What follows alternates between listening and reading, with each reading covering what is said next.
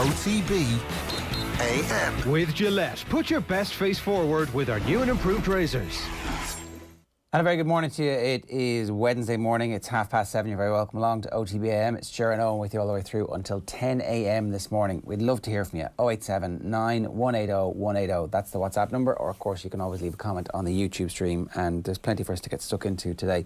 We're going to be talking Gaelic football. We're going to talk basketball. We have football. We have deal or no deal. And we're obviously going to start previewing the Open because, well, the Bryson DeChambeau, Brooks Koepka story keeps rumbling on to the point where it's beginning to feel a little bit manufactured, but it's also beginning to feel a little bit like one part of this row has a brain and the other one is kind of like an unwilling, self-aware participant in the whole thing. And I don't know if...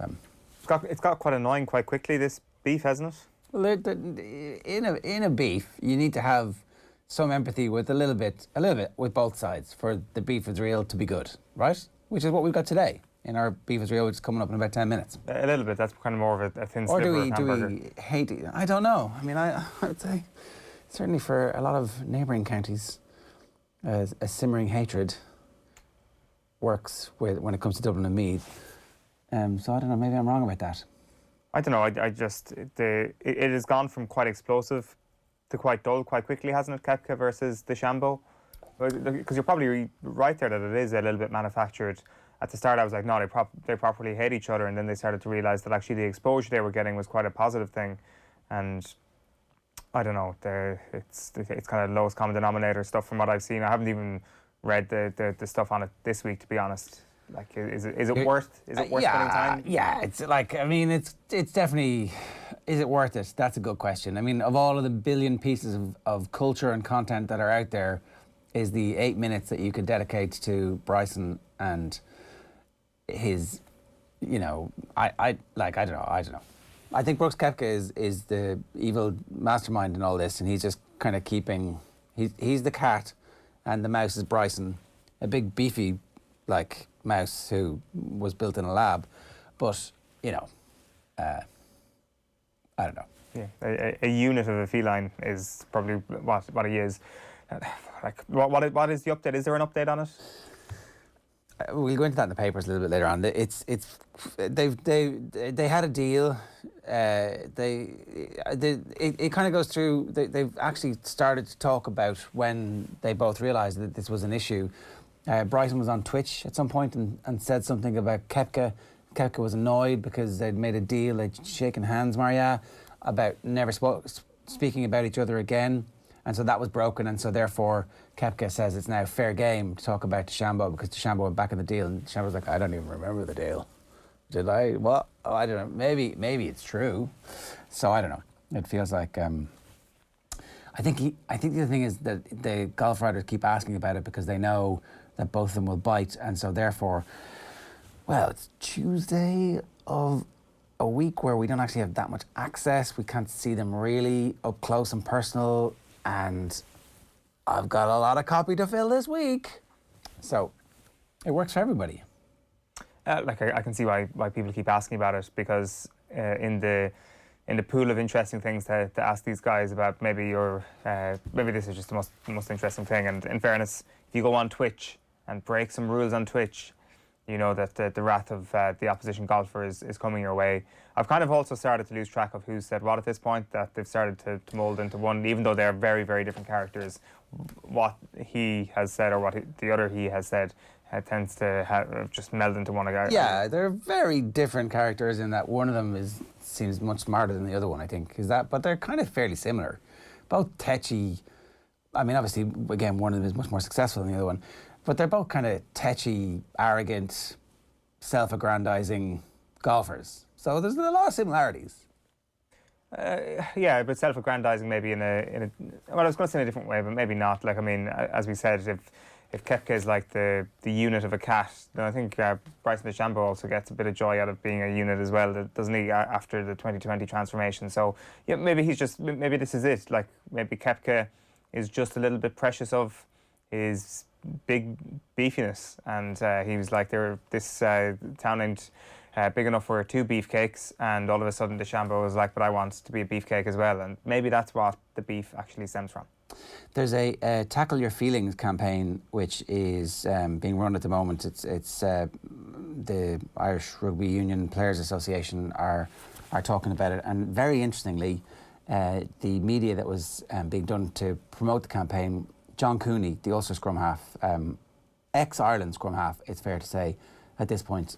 Certainly he thinks he's ex-Ireland, and he's talking about playing with Johnny Sexton. And this is the headline in the back of the Indo this morning. I found it quite difficult to play beside Sexton when I started, says Cooney. Cooney played with Sexton during a spell at Leinster before also linking up with the veteran at Ireland. Sexton is known as a tough taskmaster when it comes to driving standards. This is Will Slattery's story. When I first started playing with Leinster, I did find it quite difficult the way he kind of spoke to me. We did play a bit with Ireland. I won't really expand on that too much. It's not really the type of communication I enjoy as a rugby player. I prefer a positive attitude. No one wants to make mistakes. It's something I've learned in how I communicate with other players. He's not the only out-half that I've played with that acts like that. I'm sure through maturity, most players, as they get older, realise that they can communicate with players. There's different ways to get the best out of people, and it's probably something I've learned through the last couple of years as a rugby player. It's interesting that it's the official Players Union Tackle Your Feelings campaign, where Cooney is talking about playing with Sexton and clearly did not enjoy it. So, you know, he is publicly talking about his feelings about the time that he played with Ireland's best player over the last decade. Certainly since the retirement of Paul O'Connell, it's fair to say that Sexton is Ireland's best and certainly most important player over that period of time, and World Player of the Year. But, you know, it turns out a challenging teammate, according to somebody who had to play with him both at club and country level. Like, I don't think it's overly surprising that he would have been a challenging teammate. It's interesting that he's come out and said it, really, isn't it? It's obviously quite bad, and it's obviously something that has stuck in Cooney's mind. Like, from the outside looking in, it might have been a situation, I thought, where in the middle of a game, Johnny Sexton would obviously be a pretty tough taskmaster. I think everybody watching a game at home can tell that, on himself, on his teammates, on the opposition, on the referee, for everyone. But what you kind of assume is that any bad feeling that's on the pitch gets sorted out afterwards, that nobody is that bothered about it. A couple of weeks down the line, maybe Sexton says, listen, heat of the moment or whatever it is. It's just interesting now that down the line, Cooney is saying that, no, that was still not an easy thing to go through. And there is a different way to speak to certain teammates. I'm sure Conor Murray's brain works in a different way to John Cooney's brain, and maybe one is more of a carrot guy, one is more of a stick guy, and that is the way it works with a whole multitude of different players. But obviously, as a player, sometimes you only have one method of actually delivering your message, and from Sexton's perspective, I think we all kind of know it's done in a pretty harsh way, and that was one of the criticisms I guess people had when he was named as captain last year, was how that harshness then translated itself to his conversations with the referee. Yeah, I mean, how long ago was it that, was it Bernard Lebeat who had referred to Sexton as the Zlatan of rugby? And that was the harassing teammates. That was the stuff that was the criticism of Sexton's style. Like, is part of this just that's who Sexton is and everybody has to adapt to it because he's such a good player, and so therefore, you know, if he's driving those standards, then those standards have to be met? I would say, and that's tough. Or is there something in what Cooney says where different players are going to respond to different things, and so from an emotional intelligence perspective, you can't be the same person to everybody, that you get more with honey than vinegar? Like, I think that when you're the World Player of the Year and you're clearly the best player on that team, I think there's no question that he's been the best player of the last decade. I think you can not do what you want, but I think that sort of carry on is accepted. And in fact, it's probably pointed out by some people maybe as a reason why said player is World Player of the Year.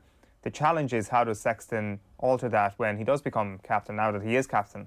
Has his attitude towards his teammates changed a little bit since becoming captain? Because there is an arm around the shoulder role that you kind of have to take up as captain. If you're turning around to your teammates after a bad loss, for example, especially some of your new teammates, some of the debutants, and I don't know, like tearing strips out of them. I'm not, like, Cooney's not saying that's happening, but it might be in keeping.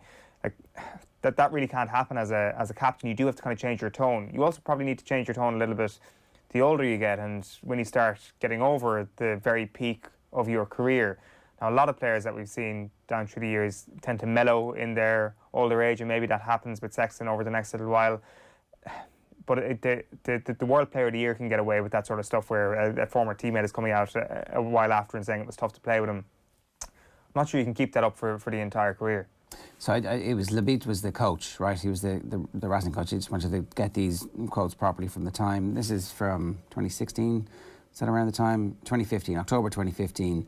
These are. He didn't always perform for Racing. He knew it very well. Labite told Media Olympic it irritated him greatly. When things didn't work as he'd hoped, he was hypersensitive.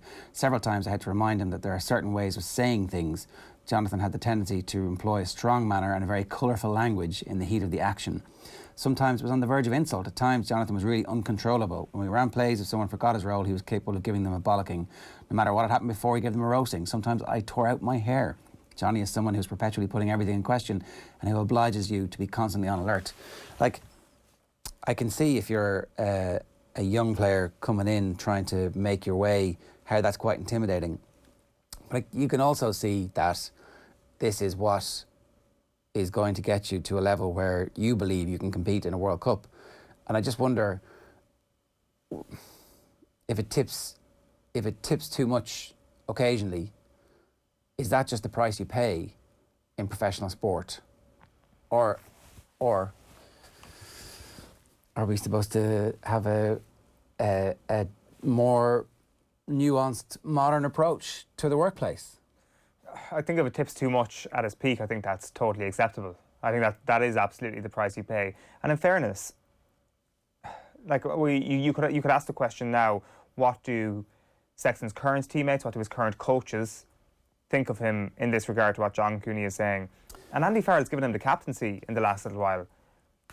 If this was such a big problem, where this was the reputation that he'd been labelled with, and it was seen as a negative thing throughout Irish rugby, does he get the captaincy? It would seem like a pretty strange thing to do, unless Andy Farrell thought that this wasn't too much of a problem. So it is coming from the perspective of one person here. I'm sure other people have felt it as well. But there will be, I'm sure, other people and other coaches like Andy Farrell who see that as a massive positive, who see it as drive. And I don't know, maybe when players get to a certain level in their career, they don't have that drive. But nobody's getting away with half efforts here and there when Johnny Sexton's in the camp. No, it's true. It's just that obviously now he's much older than the young players coming through. So like, if Craig Casey, for example, was somebody who felt like he couldn't be spoken to like that, would that be an issue in the Ireland camp now? Do you know, like, there's, as you were saying, when you're playing at the World Player of the Year level, that's fine. But and I'm sure Sexton has changed in the last 5 years. Everybody changes and grows and matures and takes a different attitude to things. Is it possible that, so if that characteristic is still there, and if the role that Sexton is going to be playing over the next 18 months is as a closer, finisher, sub, second string out half, because, you know, you'd have to say that as soon as Joey Carbery puts 10, 12 games together, he's going to be more than likely Ireland's starter. Can Sexton change enough so that he can be the encouraging person and add that to his late era? I think absolutely. I think Ronan O'Gara has spoken about how he had to change his mindset completely, going from a player to a coach. And I know that this is not the same thing. He's still a player.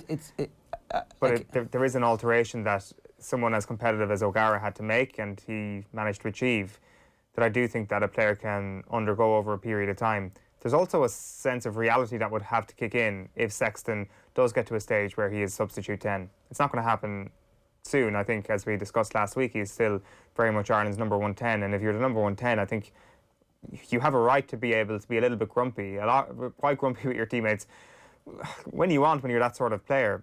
Does that change when he becomes a bench player, if he becomes a bench player? I think so. I think that he doesn't live in a fanciful world where he doesn't actually appreciate the reality of the situation, because it would be a little bit ridiculous if you're on the periphery of the starting team and still giving it the big one. I think that there would still be a huge demand from him coming off the bench. There would still be a huge demand from him in training, and that's what you want. But maybe that OTT level of crushing teammates at times might just dissipate a little bit. So yeah, absolutely, people can change. And as I said, I think there's been many cases where a player gets into the twilight of their career and they just mellow a little bit. They start to realise that this rugby career isn't going to last forever, the sporting career isn't going to last forever, and there's a little bit more perspective about things. Yeah, okay. 7:45 this morning. If you've got a view on that, we'd love to hear from you. 0879 180 180 is the WhatsApp number. You can leave a comment in the YouTube stream as well. The news came through from Basketball Ireland yesterday that Bernard O'Byrne was stepping down from his role as CEO and Secretary General with immediate effect. This broke yesterday at about 7:10. The joint decision has been made by Mr O'Byrne and Basketball Ireland Board, was what the official statement said, to help the organisation move forward following a recent social media post from a personal account. O'Byrne said, Paul McDevitt is the Basketball Ireland chairman. He said, "I'm very disappointed Bernard is retiring under these circumstances. We know that the basketball community and beyond has felt particularly let down over the last few days, and we'll continue to listen to and address any concerns that are raised. Basketball Ireland takes a zero tolerance stance, and any form of discrimination, and diversity and inclusion are key pillars in our sport." So Mr O'Byrne stated, "While I'm hugely disappointed this is how my decade of Basketball Ireland has ended, I understand that stepping down is in the best interest of the sport. I'm deeply apologetic over the hurt caused by my remark. I'm fully cognizant of the struggles with discrimination that many people are having to deal with in day-to-day life. My comment was an off-the-cuff, extremely ill-judged attempt at humour based on wordplay only that was never intended to be racially insensitive or make light of organisations which have done so much to help raise awareness of inclusion and discrimination." It's a big opportunity for Basketball Ireland to step forward, and the groundwork that had been laid over the last decade, I think, is going to be something that is always in the positive side of the ledger when it comes to Bernard O'Byrne's tenure at Basketball Ireland. But obviously he had to step down, and it was the right move for him and for the sport that he did step down in the aftermath of the post. But I think with Paul Galvin, who tweeted during the week that this is a chance for basketball to put Kieran Donaghy in a leadership position, and really it is an opportunity for something like that to happen. Michael Darragh-McCauley, obviously also somebody involved in sports administration, a very different role in Ireland at the moment from getting involved with a sports organisation like that.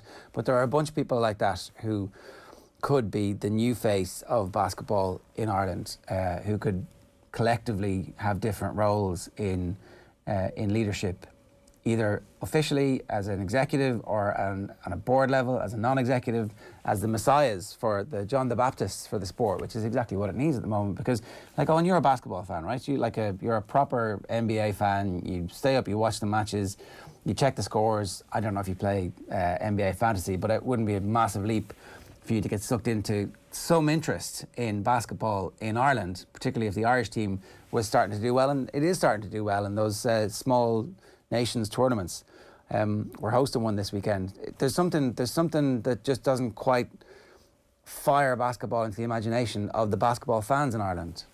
Yeah, it's like a strange one. You would definitely have it almost in the sleeping giant department, I think, of Irish sport. And like you kind of think of other organisations in that same category, and you think of maybe League of Ireland football, and there's been like maybe more of a reason why League of Ireland football hasn't managed to kick on over the past few decades, and that is because that there is this beast right next door which is taking the best players. Obviously there are a multitude of other reasons as well, but that is a reason for it. And when it comes to homegrown basketball players in this country, that's not necessarily the same thing. Of course, a lot of them play other sports, and maybe being a GAA player is a little bit more attention grabbing and at times more lucrative for young athletes in this country as well. But like, I think anyone from certain parts of Ireland, from my perspective, we just have amazing memories, even as kids. This is like during my lifetime, not in the 1980s, but as kids going to watch games in Killarney, which were like the most attractive sports events around at that time, especially during the winter in the Gleneagle Hotel, watching the Gleneagle Lakers play. And that's kind of dropped off a little bit. I know that there's been a bit of a resurgence pre-pandemic, pre-COVID, where Kieran Donaghy's Tralee team, for example, were packing out the house in Tralee, and there was starting to be a bit of a comeback in certain areas. Like, it absolutely is something that, in the right hands, can be a sport that explodes over the next little while. And I think that something like the NBA only enhances it, because there is obviously a huge disconnect standard-wise, so it's not going to be a league that ever starts to cherry-pick Irish players, but it is something that gets people interested and is like, I would actually like to be in a hall on a Saturday night watching the sport. And that's when the games tend to take place, Friday nights, Saturday nights, especially Saturdays, and it's a really good time for people to go and watch their local team. The standard is generally quite good. And as you say, on the international front, Ireland are starting to make baby steps again. Obviously, it comes from a place of of just being completely halted over the course of the last 10, 15 years at certain points. Like you've got the women's team going to Cyprus in a couple of weeks and have real designs on winning the European Championships for small nations. You look around the entire continent and you see the amount of players from, I guess, Central Eastern Europe in particular, who are making it big time in the professional ranks. And you ask yourself the question, why can't Ireland aim for that at some point in the next couple of decades? And I would personally say, why not? Why can't that be a realistic objective, to have a couple of players that are homegrown players that are amazing talents that we will look at with our great soccer players, our great rugby players, and say they're right up there as some of our great international talents. But I would definitely have it down as a sleeping giant. So hopefully they take this opportunity to rouse the beast, and we'll definitely be interested to see what happens with that one. 0879 180 180 is the WhatsApp number. Here's what's coming up between now and 10 o'clock. We've got a Beef is Real coming your way. A topical provincial Beef is Real, but all sport is all politics is local. The sports pages at 8:05. We're going to preview the Lions, the unofficial fourth test this evening against South Africa A. US basketball, we'll talk about that and their Olympic hopes. Somewhat restored after victory over Argentina last night, but for the first time in a long time they lost successive matches as a nation. Virtual Insanity is John Duggan's preview of the Open. Deal or No Deal at 9:05, and Gabriele Marcotti talking about what happened at Wembley at the weekend. But at 7:51 it's time for the Beef is Real.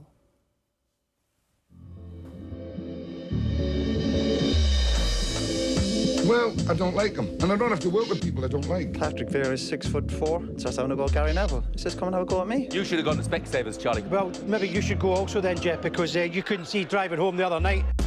Don't you ever talk about me! So I think that your arguments back and forward there, Tony. That's the point. I'm wondering... Just let me finish. Let me finish. I'm let you finish. It's pure constipated. You can forget about Sean Kavanagh as far as he's a man. If you're going to be critical, then you've got to make sure you've got something to back it up with, don't you? Maybe the coaches were maybe panicking a little bit. To me, you've got to have a little bit of a better record than that. The beef is real. Unfortunately, the beef between Dublin and Meath in recent years hasn't been very real. It exists, I want to say, because the Dublin versus Meath beef always exists. Two counties who straight up hate each other, I would say. Obviously, when one team's in the ascendancy, it's not quite hate, but it still exists, doesn't it? Do you ever sometimes make the mistake of reading the ingredients in the packet and what you think is like ham is reformed meat product? That's kind of the level of beef that we're talking about here. It's not prime cut, it's not fillet steak, it's reformed beef trimmings. And reformed beef trimmings, I would say, form an important part of our meat intake as a population. And reformed meat trimmings is where we are going to stay today.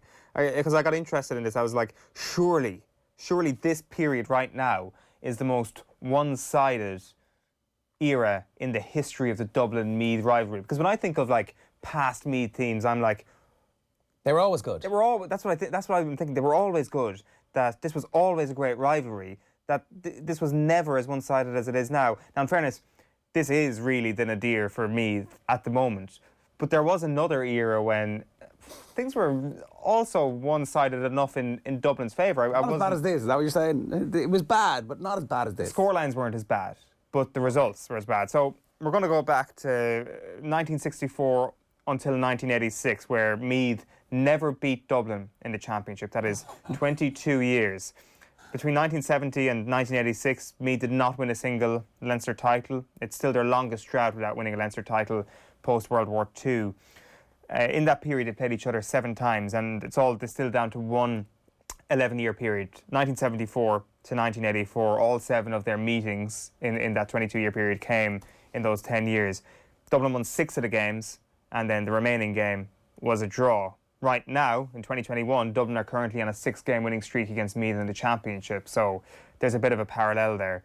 I guess what I'm trying to say is that we expect this rivalry to tilt towards Meath over the next couple of years, as it is our last chance to go back and focus on the Dublin-Meath beef of the 70s and 80s, the only other time when things were as horrific as they are now for Meath people. So I apologise to all our Meath friends out there, but we just had to do it because, as I say, we believe that the hook is now and maybe not in the near to distant future. So we're going to start in 1974, the start of this 11-year period. This is Kevin Heffernan's full season as Dublin manager.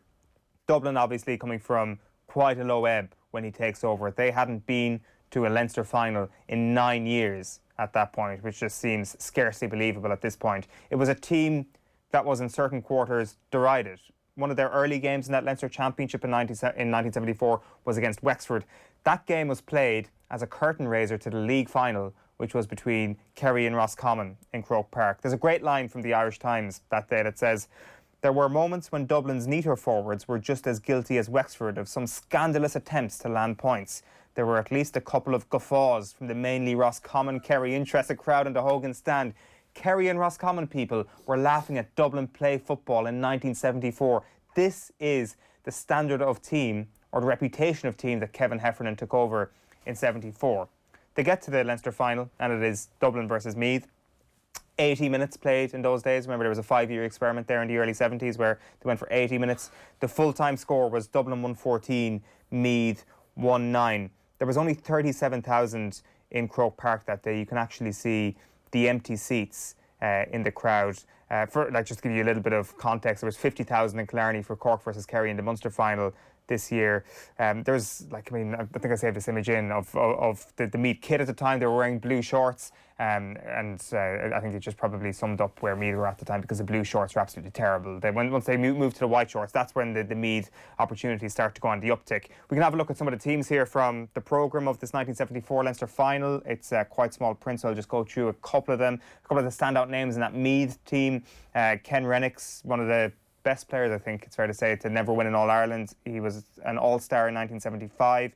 You'd Matt Kerrigan, who along with Rennicks would become an All-Star in 75 after beating Dublin in the league final. So those two were there. Does Matt Kerrigan, does Matty Kerrigan score a goal, a famous goal for Meath later on that is involved? Is he still around the squad when they get good? He is, and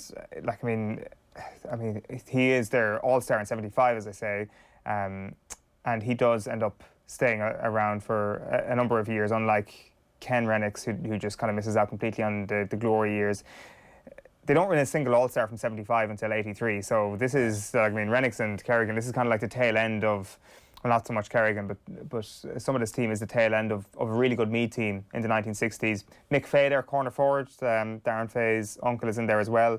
The Dublin team then, this was starting to become a pretty notable team. You'd Bernard Brogan Sr. on the bench. This is his debut season. You'd James McCarthy's father, John, in a corner forward. It was Anton O'Toole's debut season. I was watching back some of Anton last night. He's just absolutely sensational, of the footage you can actually get of this era. Yeah, that's some team when you go through it. Paddy Cullen in goals, Gay O'Driscoll, Sean Doherty, Robbie Kelleher. Looking at other names that I recognise, obviously Brian Mullins, Tony Hanaho's on the team, David Hickey's on the team. Yeah. Jimmy Keaveney. Jimmy Keaveney now scores 1-8 that day against Meath, but he had come out of retirement earlier that season, so he'd gone away for a couple of years and had come back to the Dublin team. Dave and that Billings was on the bench. Yeah, and Brian Mullins, it was his arrival that year. He was 19 at this point. Right. There was a great series of pieces done in the Herald last year, the decades of the Dubs, and in the 1970s, Sean Potts wrote a piece. And he said, what is extraordinary in hindsight is that many of the players who were to become household names in Irish sport were part of the struggling setup for Dublin in the late 60s and early 70s. Jimmy Keaveney, Tony Hanaho, Sean Doherty, David Hickey, Paddy Cullen, Gay O'Driscoll, Pat O'Neill, Alan Larkin and John McCarthy. A little bit of a parallel with Cluxton and Bernard Brogan and Alan Brogan and those teams in the late 2000s who would go from being underachievers, maybe not underachievers, but teams who disappointed quite often, to all of a sudden becoming one of the greatest teams of all time. That 1974 final, if that Wexford game against Dublin got derided by the Irish Times also went in 2-footed this time on the 1974 final. Aidan McCarthy was reporting and he said, Dublin's ineptitude in attack, the grossly substandard display by Meath, and the preponderance of fouls which had referee Paddy Cullen of Westmeath in constant action all contributed to a less than auspicious game, a fact which could not be disguised by the rapturous acclaim of the success-starved Dublin attendants who gave their team a vociferous allegiance not merited by their performance. And this was the key, a key component of Heffo's army. It was the people who came to watch Heffo's army play, the soccer crowd, so to speak, who all of a sudden had a really glamorous team in Gaelic games to actually get behind. After they beat Galway in the All-Ireland final that year, You'll Never Walk Alone is said to have been sang from the stands after Dublin win that All-Ireland, which kind of sums up I guess, the soccer attitudes that would have existed there and that were not so much welcomed into Croke Park, but took over Croke Park and made it the Hill. Just one other piece of note from that season to kind of sum up where that Dublin team was at reputation-wise. They played Cork in an All-Ireland semi-final, and RTE only had one outside broadcast unit. So they decided not to broadcast that game and instead send their OB unit to the RDS for the Dublin Horse Show. So Dublin versus Cork, not glamorous enough at that time to get live television. But the Dubs were glamorous enough to get their own version of Jimmy's winning matches or football's coming home written about them. The Memories, a good St. Vincent's band, wrote the likes of Heffo's Army. I mean, it would be rude at 8 a.m. this morning not to just play a little bit of the likes of Heffo's Army. Let's give us a blast of that. The Dubs are back, the Dubs are back. Let the railway and go Bobby, 'cause Hill 16 has never seen the likes of Heffo's Army. We'll be marching down from Ringsend and for Ballyfermot too. From East. I think you kind of get the picture. It's all up on YouTube. It's like, I mean, as far as 1970s songs go, it's relatively memorable. It's class. Yeah, not many teams got a song written about them, especially not Meath. Why are we talking over this? We should be listening. This is great. Let's give us the next chorus here.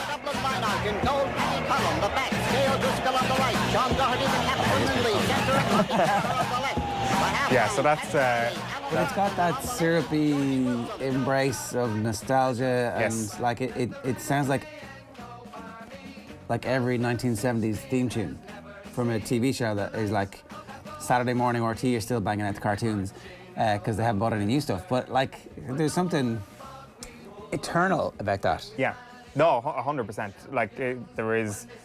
Again, it's kind of that feeling of nostalgia for a time that you weren't even around for, about some of those tunes from the 1970s. I would like to see somebody edit a 1970s style opening credits with pictures from the 1970s Dublin team over that song, because that doesn't exist on YouTube at the moment. But Cats are back. Is it? Is that? Yeah, that's the hook at the start and after each chorus. Meath were not going to get this sort of treatment whatsoever at any point in this era. This is a bit of a spoiler, I guess, for what's about to come over the next little while. As I say, this sort of kind of made in a laboratory beef between these two teams. The next time they would meet would be a couple of years later. It would be 1976. It'll be the Leinster final once again. And the theme of all of these matches between Dublin and Meath, first of all, is that it's very hard to find footage on YouTube of any of these games. The only thing that exists on YouTube in the 70s and 80s is Dublin versus Kerry. That's all that exists. It's very hard to find any footage of these Dublin versus Meath games. However, what you do notice is that the scorelines were very tight. It is not like this current lack of beef. There was at least huge contests going on, and Dublin just pipped them on every single occasion. They had a goal to spare in the 76 Leinster final, less than a goal to spare, 2 points, 2-8 to 1-9. The changes around this time were mostly on the Meath side. You have Joe Castles, who's now a starter, come 76. You Colm O'Rourke, who'd come in 1975, which we'll get to in just a moment. But there's also a documentary, which I'm sure a lot of you are aware of, called Dublin in the Rare Old Times, which was presented by Colm Meaney. The full thing, again, available on YouTube. And I just want to play a quick clip from this documentary. And what you'll hear here at the start is him talking to David Hickey, and what you'll hear at the end is him talking to Paddy Cullen. Have a look. You had a couple of new additions in 76. Pat O'Neill and Kevin Moran came into the side. Yeah, Kevin Moran and Tommy Drum actually was a very significant introduction to, and Pat. Yeah. And it certainly did change the game around a bit. These three fellas just happened on the scene and did change the force of the team, so to speak. And did they change the way you played? Did they change? No, unfortunately they couldn't. None of them could kick a ball. I mean, they couldn't kick it as high as Georgie Wilson and Paddy Riley, but they couldn't pass it either. And Jimmy Keevan will vouch for that. I mean, in fact, myself and Anton O'Toole's job was to actually launder sort of, to take this raw product and make it into usable sort of currency for Jimmy inside, who liked it hitting the blue, And Leinster was always the most difficult problem. That's still difficult. I mean, Meath were very close in those days as well. Meath were very unlucky. I remember them winning those particular Leinster finals. I think it was Conor Rose missed a penalty, and like if Conor had got that penalty, we were in trouble. Yeah. Did you put the sign again? I did the same thing. Yeah. And he was very unlucky because, I mean, I saw a bit of paint falling off. He hit the outside of the post. Really, he was that close. Right? Yeah. I mean, a little bit of paint fell off the post. I swear to God. And if he hit the post and it came back, he could have stuck it in the net. Yeah. So that's the difference. and you need a bit of luck. Paddy Cullen on the Mount Rushmore of Irish hair, when it comes to Irish sporting hair. Like, it was brilliant now, and it's amazing back then. When you look at it, it hasn't changed a bit, it's just changed the colour. But it's every single follicle is still there. And for hair lovers out there, there's a particular treat coming in just a moment for you on hair from a match programme. But just to put into some sort of clarity there, the Dubs get to 6 All-Ireland finals along this period. Again, another parallel to today. That final, which they win by 2 points, like just to reiterate there, Colm O'Rourke, he's only 18 years of age at this point. He has a penalty. He hits the post with it. If that goes into the back of the net, like they're Leinster champions. Kayosaka. Yeah, like they're Leinster champions. Maybe the course of history gets changed a little bit. I mean, Dublin are on course for greatness. They were almost deemed great at that point. 76 is another big year for them. Later on that year, though, Colm O'Rourke goes down in a challenge in a club game. I think it's against Walterstown in November. Terrible conditions. Gets taken to hospital. His knee ligaments, medial and cruciate, both done, and the Colm O'Rourke year is officially classified as just as a horrible year. I think it's fair to say, having been that close to putting Meath through from Leinster and into the All-Ireland series, and then having that career-threatening injury. It is just it's a sliding doors moment, essentially, in this rivalry, a rivalry that maybe a lot of people have written off as something that maybe didn't exist, that it was all one-sided, but Meath were bloody close. I do want to fast forward on to 1977. Again, following year, it's another Leinster final. Jerry McEntee is now in the Meath side. The full-time score in this final was Dublin 1-9, Meath 8 points. And this is what I want to show you now. This is the front of the match day programme from the 1977 Leinster final. Now, these are heads of hair. Tony Hanaho, Matt Kerrigan, Kevin Moran, and Matt Rennicks. I think, like, Matt Kerrigan in particular. Like, that is a proper head of hair, and that is a proper 1970s. It's mad. It looks like a wig. It's program. So good. I love that. Love the yellow pops off the screen. Another publication though from 77. There's also, a couple of photos here that we have from the game itself, as Dublin's narrow win over Meath. Again, extremely hard to find good imagery from around that time. You've got the likes of Robbie Kelleher and Cormac Rowe there on the right hand side. You've got Kevin McConnell being surrounded by people on the bottom, and then Anton O'Toole in action at the top left. Dublin's narrow win over Meath. The headline for that game, it could have been a headline for the entire era here as well. In the 1977 Meath yearbook, a piece written by Tom Duffy was entitled "The Tragedy of Colm O'Rourke." Just to read this out, he had the potential to become one of the greatest Meath forwards ever. This high tribute was all the more valuable when it is realised it was the great Peter McDermott who made it. It becomes all the more ironic when the player to whom he was referring is still only 20 years old, played for the county for only 14 months, and tragically will never play for them again.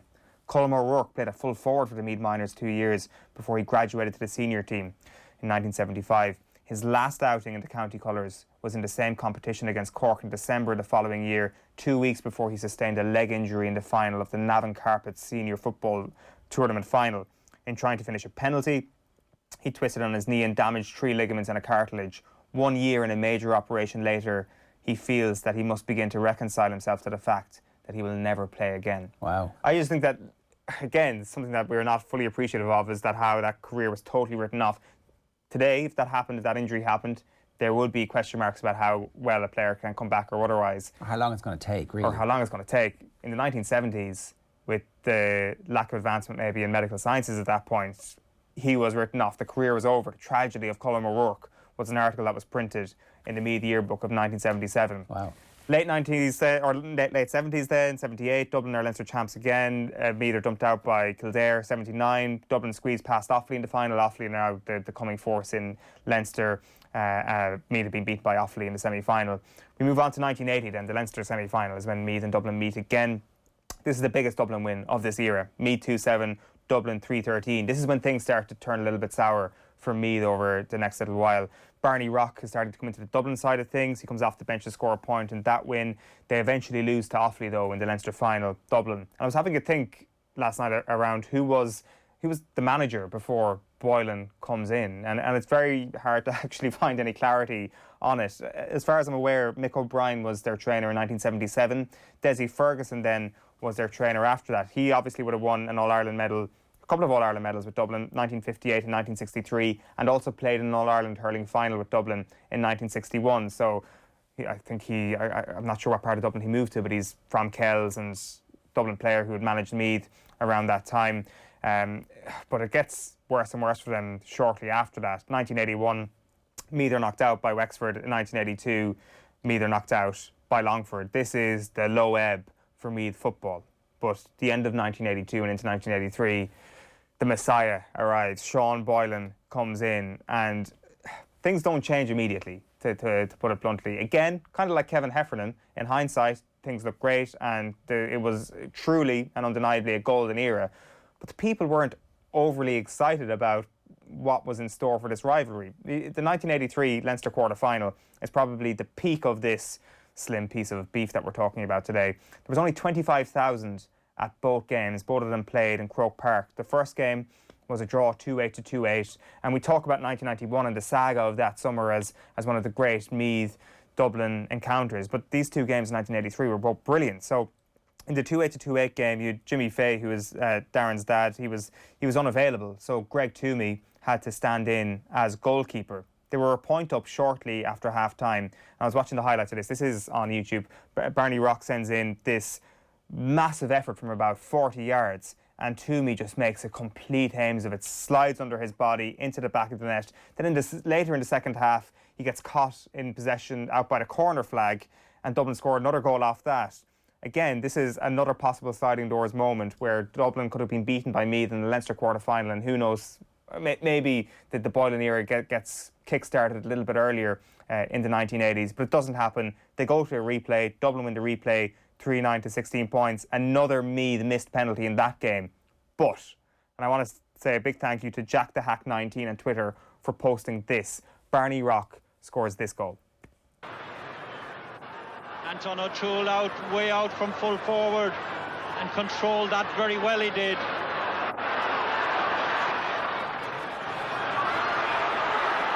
Now Kieran Duff back to John Kearns. Anton O'Toole calling for him. This is Barney Rock, and the shot, what a goal! Oh, what a goal by Barney Rock! Thunder bastard, I think it's fair to say, from Barney Rock at that point. For any of the audio listeners with us this morning, just gets the ball on the edge of around 14 yards out from goal, turns around, three Meath men, including the goalkeeper between him and goal, and he's like, nah, screw this, top corner, far corner, absolutely nails it. Dublin, obviously, an incredible year after that. They go on and win the All-Ireland final. That's the 12 Apostles game against Galway. This Dublin team is young, it's talented. You've John O'Leary in goal now, maturing into a pretty good shot stopper. He's 22 at this point. You've a full backline of Jerry Hargan, Ray Hazley, Tommy Drum, all in their 20s. You've Pat Canavan in there at the age of 23. The likes of Jim Renane in midfield, who was 24, and John Carnes, who was 19. Then you've the likes of John Caffrey, Pillar's brother. You had Tommy Conroy and Kieran Duff, who's only 22 at that point, coming through. Barney Rock still only 22, and Joe McNally 19. So this is a young Dublin team that the future still looks relatively bright for them. And then the following year, 1984, which is where we wrap up, is the end. The last time Dublin managed to get the boot in on Meath before the beef gets a little bit beefier. They beat them 2-10 to 1-9. Barney Rock with another 1-4 in this game against Meath. Kieran Duff is brilliant that day. He kicks 1-4, all of it from play.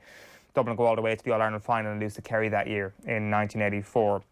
It was a big year though. 84 is the turning point for Meath. And it is a very defined moment where it turns for them. It was actually earlier in 1984 when the GAA played the Centenary Cup, this open draw knockout competition to mark 100 years of the GAA, and Meath ended up winning it. They beat Monaghan in the final.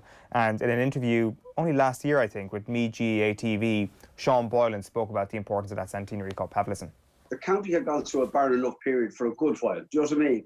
You know, and that can happen a whole series of injuries and so on. You know what I mean? So this just changed everything. This was the first win since 1975 league. Yeah, but you had 76 and 77 against Dublin.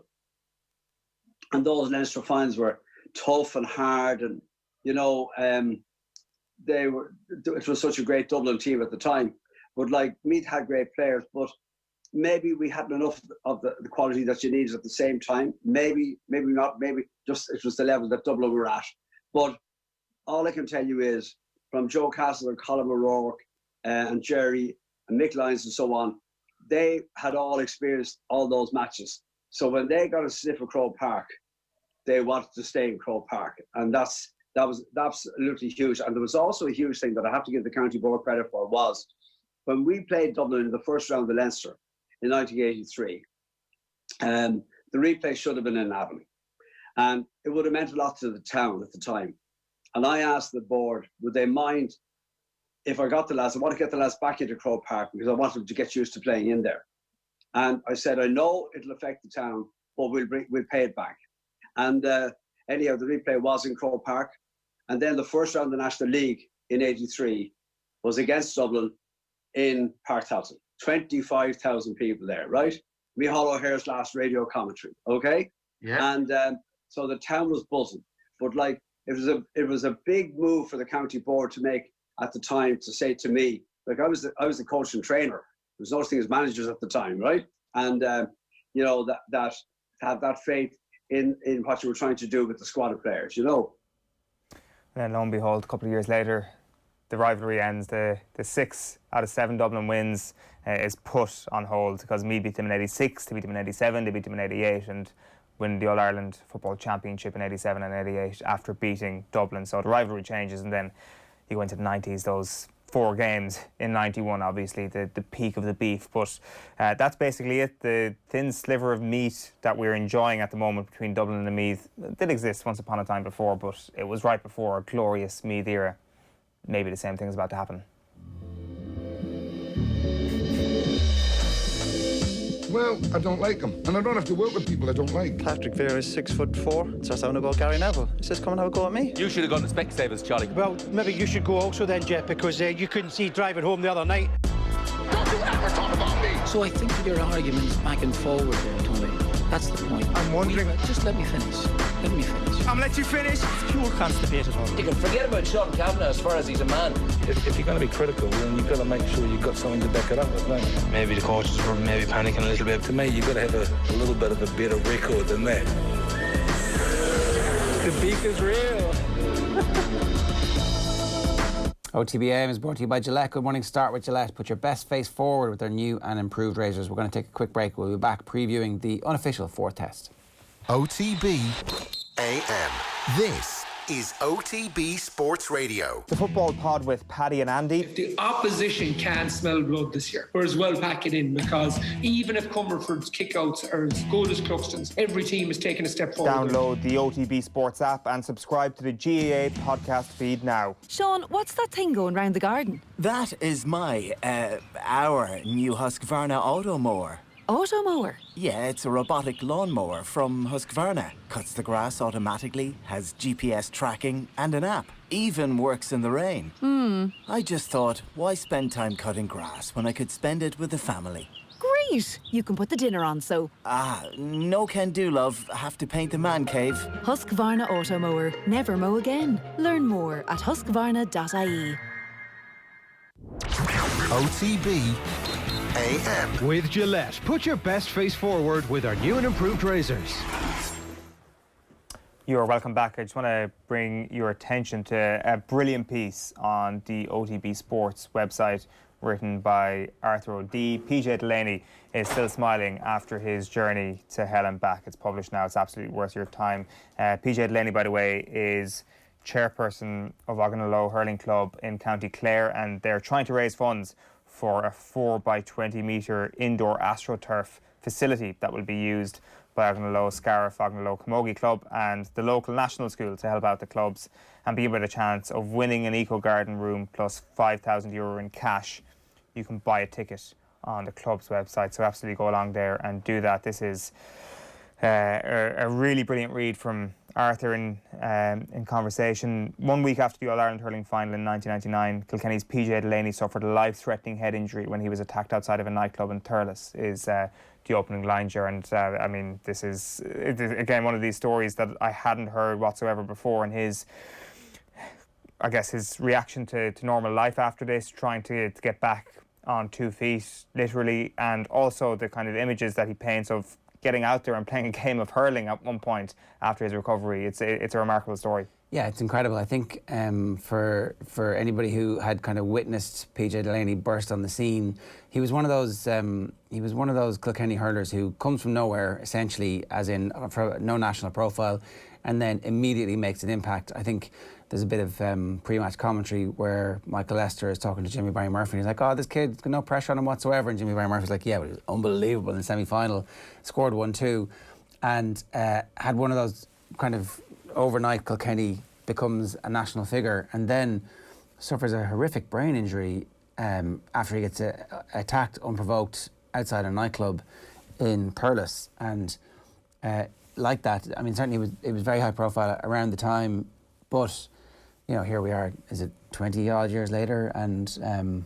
Arthur's gone, and had a chat with him, and it's a remarkable story of resilience and recovery, and we wish him all the best, and I'm really glad that piece is on the OTB Sports website at the moment. And if you're so minded, helping out the local hurling club where he's the chairman in Clare, ironically enough, the Kilkenny gospel is being spread wide and far, and they're looking for donations, so we're only too delighted to push everybody. And I hadn't heard of the hurling club in County Clare. How did you pronounce it? Oh, I pronounce it how I pronounce it. Do I go in for attempt number 4, Ogden? Yeah, sure, look. Fair play to you. I'm sure they'll be in touch. Do, please tell us, and we'll be all too happy to correct it. 21 minutes past 8 this morning here on OTB AM, brought to you by Gillette. Good morning. Start with Gillette. Put your best face forward with their new and improved razors. It's time for us to move on to talk about the Lions, because we're broadcasting all the matches from the British and Irish Lions Tour of South Africa on Off the Ball. It continues with what could be a fairly tasty tie tonight. It's the Lions versus South Africa A. The South Africans are dubbing it an unofficial 4th test. Our coverage will be brought to you in association with Vodafone, lead partner of the British and Irish Lions. And if you want to get in touch with us about this, or if you have any views, 087 9 180 180 is the number. Fiona Hayes is with us. Fiona, good morning to you. How are you? Hi guys, how are you getting on? 4th test, is it a real thing? I mean, I would have said no until I saw the South African team, and all of a sudden it's like, well, it's going to be interesting.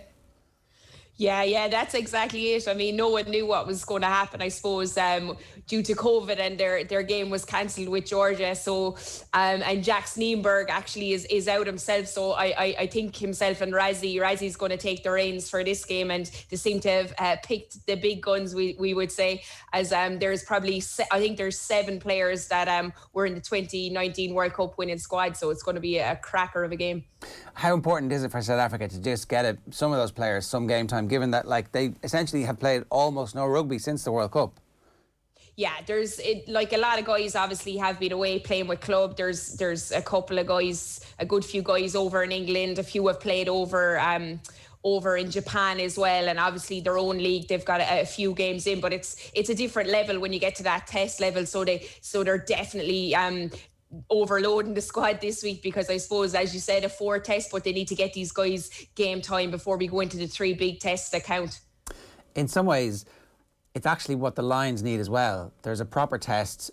The result of the series is not dependent on it, but we will get to see how well the Lions are gelling against a slightly better class of opposition. Yeah, that's it. I mean, they had a 71-31 win last week against the Sharks again. I mean, that's not going to stand to them, you know, when it comes to big games, really winning by that much. I know it was a much tougher first half. The Sharks put up a big fight, and to be honest with you, at the breakdown, they were absolutely excellent. And I think the Lions will look at that first half and want to improve in that. They seemed a little bit lethargic and tired at times, but it's definitely, this game is what you're up for. And this is when we're going to see exactly, maybe a lot of guys might walk themselves into a starting place for the first test, or a lot of guys might lose out as well. What about the psychological aspect of facing opponents that you are going to be playing at test time? Is there an opportunity here to lay down a marker, or is it keep myself injury free? No, it's definitely lay down a marker. As I said, there's a massive squad. There's guys fighting for places, and as you've said, the media, everyone is dubbing this the 4 test. So they want to go out, they want to lay down a marker, and it's that psychological advantage you can get going into that first test. They'll know that South Africa have been kind of held up in their rooms for maybe the last week and a half. They've been isolating, so they're gonna want to go out and stretch their legs, and they might be at the races for the start of the game. So I think the Lions are going to go out all guns blazing to start off this game. There was a real sort of obsession, an unnecessary obsession with power when the squad was initially announced. I guess tonight maybe the first real challenge in that department, I guess, and it'll be the first time that the Lions actually get an opportunity to sort of hammer the hammer, so to speak, and actually up front try and beat up a few opponents that they're going to be coming up against at test time. Yeah, that's exactly it. You can see by the makeup of especially the back row. I mean, you've got Jasper Visa, who's had a massive season over in Leicester, and he's just a big powerhouse at 8. And then Marco van Staden, a massive 6 as well, and Peter Steph de Toit, who obviously has won the 2019 Player of the Year. So they're really laying out a marker, I think, with their back row especially, and it's going to be a power game. And I suppose Mornay staying in there at 10 as well. He's going to be more of a distributor, so he's really going to be there, and I think we're really going to see the powerhouses really fronting up and big ball carries.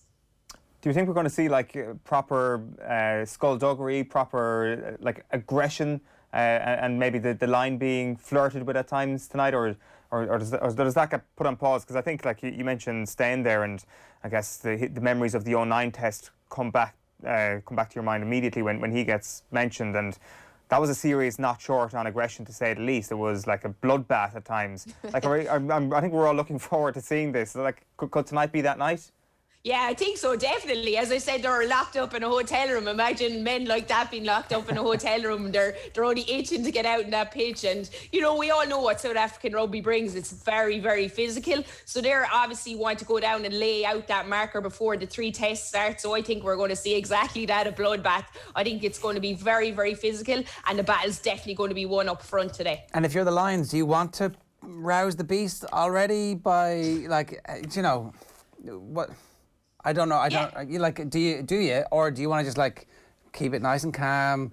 And after the first test is over, when you've won that one, then you can start being a bit lippy and fighting them. And like, I don't know. I would definitely feel like lull them into this false sense of security, let everything go, and because certainly the history of the 09 test series, I'm not sure we want to repeat that. No, they're definitely going to be calm and collected. They've 3 good games under their belt. You know, they've kind of adjusted to the altitude. We saw them a bit tired in the last game, but they would have gone home and had a look at that, and they're going to go out. You have to front up first and foremost. You have to be able to front up, because you don't want to give you don't want to be giving South Africa that and be on the back foot. But I will imagine they'll be bringing a massive line defence. They'll be coming up nice and hard on these, and I suppose inside defence is very, very important today. So you will see a kind of hammer inside defence, I would imagine. They won't kind of be poking the beast just yet. I'd say around ruck time, maybe a few little things will be said, but they'll probably just finding their footing and trying to get and see what exactly the South African team can bring. Yeah, okay. In terms of the style of play that we're seeing from the Lions, is it in any way a different or an evolution? Are you seeing anything that you would say is all of what Gatland would traditionally bring, but we have obviously a different attacking coach in Townsend this time, and we're trying something different from previous Lions tours, or is it too early to say that yet? No, I've seen a little bit. I mean, they're really, really working hard to get the ball wide to wingers. We can definitely see that. I mean, you've had Van der Merwe, who's been doing Van der Merwe, who's been twice in a row man of the match. So, like, Gatland style, we can definitely see it when we're carrying and in the pack, and you know, we can see it in that second line of attack as well. But I think we can definitely see Townsend really trying to stretch defence by getting that ball wide. But they're obviously hitting up the centre to gain that time to be able to get that ball wide. So I do think there's a little bit of a change in what we're seeing. It's kind of a mix of all coaches in there. Tell me, the debate about the captaincy was obviously not much of a debate because Alan Wynne-Jones was finished, but now he's back, or is coming back, we think. Who's captain if both Wynne-Jones and Conor Murray are playing? I suppose if I think it seems like an outside shot. I think it could be a psychological thing getting Alan Wynne-Jones back in there. Maybe I'm wrong. I don't know. But obviously, if you're going to go with the captain you originally picked, if they're both on the starting team, so I would imagine Alan Wynne-Jones if he's there. I'm an old school forward. I always believe captains should be in the forward anyway, because you get to talk to the ref. You're closer to the ref. You're in the mix of things, and I think especially the way Gatlin works as well, it'll probably be Alan Wynne-Jones if both are on the pitch. Are you not trapped at the bottom of the ruck too much when actually somebody needs to be telling the ref, he's offside, he's offside? Is the scrum half not the perfect one? Nah, no way. You're looking up at the ref when you're at the bottom of the ruck, and especially scrum time as well. It's good if you ask your 9 or 10 to tell the ref that something's going on in the scrum. They don't have an absolute notion what you're saying. So, Fiona, I did want to ask you about the other story that is just doing the rounds today, and this is it's on the back of the Irish Independent today. It's John Cooney, the Ulster and ex-Ireland scrum half. He thinks he's not going to play for Ireland again. He's disappointed about that, but that wasn't the main story that they're running with. This is the Tackle Your Feelings campaign, which is part of the IRUPA campaign. He's talking about Johnny Sexton. When I first started playing with Leinster, I did find it quite difficult the way he kind of spoke to me. We did play a bit with Ireland. I won't really expand on that too much. It's not really the type of communication I enjoy as a rugby player. I prefer a positive attitude. No one wants to make mistakes. It's something I've learned in how I communicate with other players. He's not the only out half that I've played with that acts like that. I'm sure through maturity, players, as they get older, realise the way that they can communicate with players, there's different ways to get the best out of people, and it's probably something I've learned through the last couple of years as a rugby player. What do you make of this? Yeah, I think I've dealt with a lot of out halves in my time as well, and they're completely focused. And I think as well as that, you could look at Raj. I mean, from his playing days, he seems to have turned. He talked to people. He probably wasn't the best communicator, but now as a coach, he seemed to, as he's gotten older and he moved on to that coaching system, he really, really seems to have focused on how you can speak to people, how things are done. But I suppose with Johnny, he's grown older. I mean, every player has their way of working, and I suppose as a coach, you're going to have to work with those type of players. As a player, when you're with them, you might find it difficult because some people, as I said, work different ways. So obviously John Cooney doesn't work with someone roaring and shouting him. Someone else Craig Casey might like someone roaring and shouting him from that 10 position and letting him know what to do and that guidance. So it's all kind of player dependent. But yeah, it's mad that he's come out and said it. It's not said very often, is it? No, it really isn't. And not about somebody who you think might potentially be a teammate down the line. So that probably seems to have been torpedoed by that conversation. But it's interesting, because earlier on we were having the conversation, you can't really criticise Sexton's standards and how he drove those standards and the achievements that he drove his team onto. Well, at the same time, it's possible to feel a little bit sad for Cooney that this was not an environment that he felt was going to get the best out of him. So I don't know, if Joe Schmidt was reading this, or if Andy Farrell was reading this, or whoever was the Leinster coach at the time is reading this going, could I have done anything different to allow them both to prosper? I'm not sure that there's an answer to that always when it comes to sport and personalities meshing. Yeah, and that's it. And I'll be honest with you, I don't think I haven't met a 10 that's cranky, and it's exactly what you said. It's that standards. I mean, they're driving the game forward. They're the ones that are overseeing everything. They have to make the big decisions. At times, they're the ones that are kicking for the post. So they have high standards for themselves, and in general, they have the same high standards for everyone else. But as I said, personalities mix and match.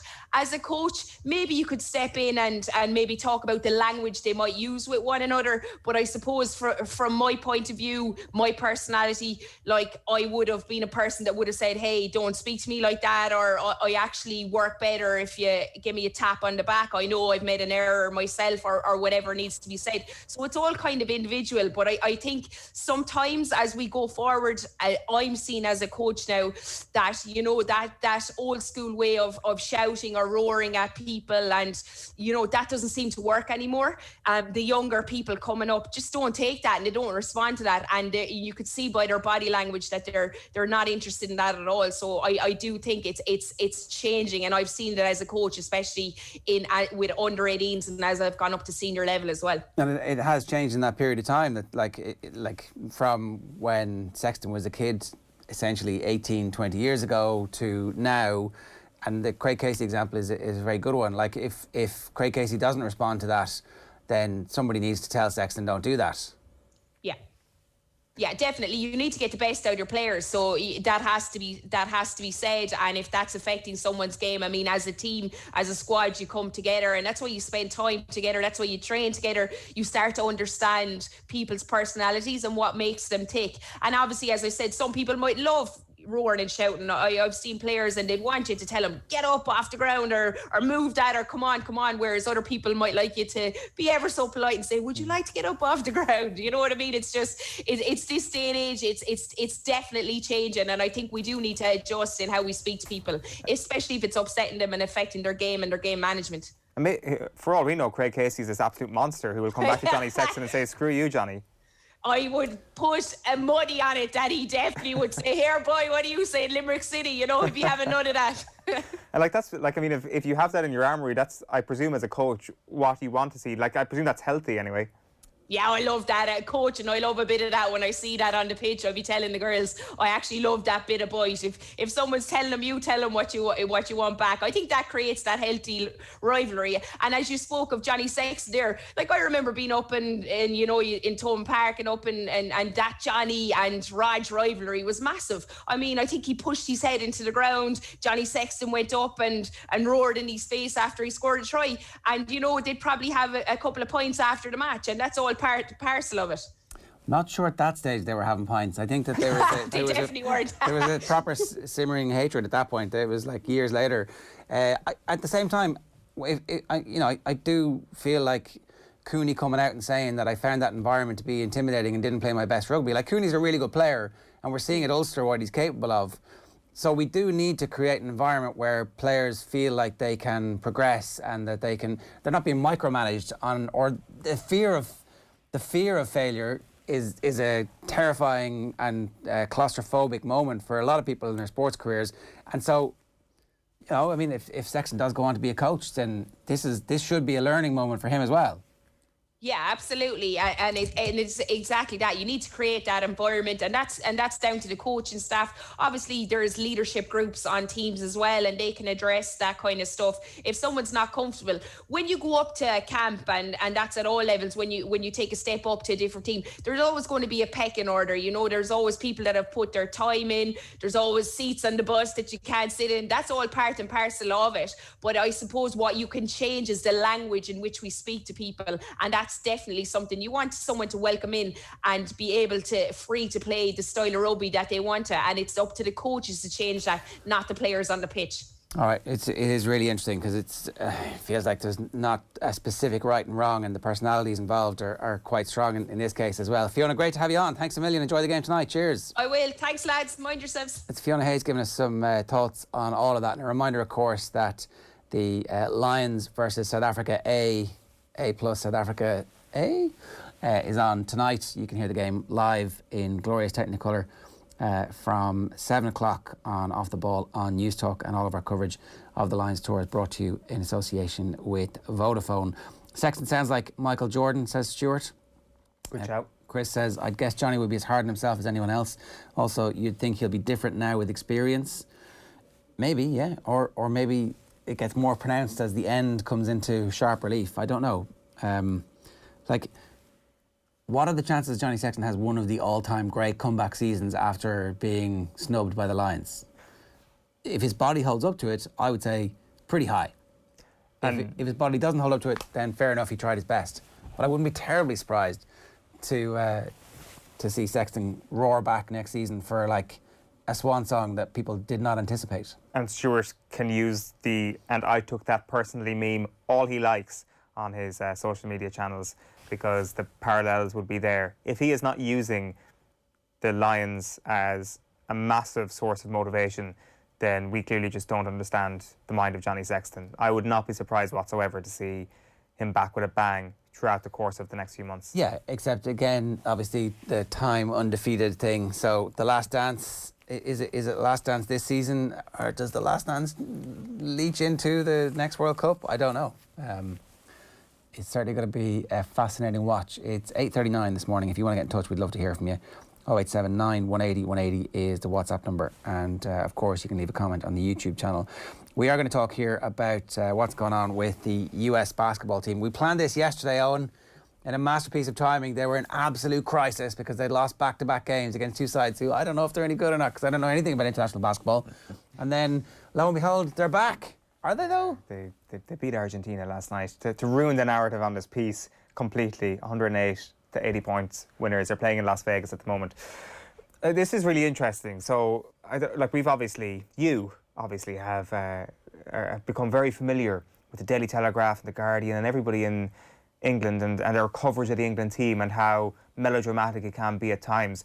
One thing I don't think we quite appreciate is what the American media is like when one of their great teams is struggling or on the precipice of something great, because I guess we don't interact with them all that often, where the English thing is very much in our face, and the American nationalism on a sporting level maybe isn't the same, unless of course people are booing people who take the knee maybe before NFL games. But anyway, Brian Windhorst for ESPN yesterday in his column about the two defeats. Team USA might indeed win its 4th consecutive Olympic gold medal next month in Tokyo, but if the Americans do, it will be a story of overcoming adversity. This is the narrative that has suddenly been created as a result of losing two friendlies before the Olympics in Tokyo. As you say, they played Australia, bloody good team, stacked with NBA talent. Nigeria, not as stacked as Australia are with top-class NBA talent, but still a number of NBA stars. Two teams that have played quite a lot over the last couple of years have built up better team cohesion than the USA have. But naturally, because they are Nigeria and Australia, this is absolutely unacceptable, because it is unacceptable for the United States of America to lose against anybody in basketball since the professionals were allowed to play basketball with the United States of America in the early 90s.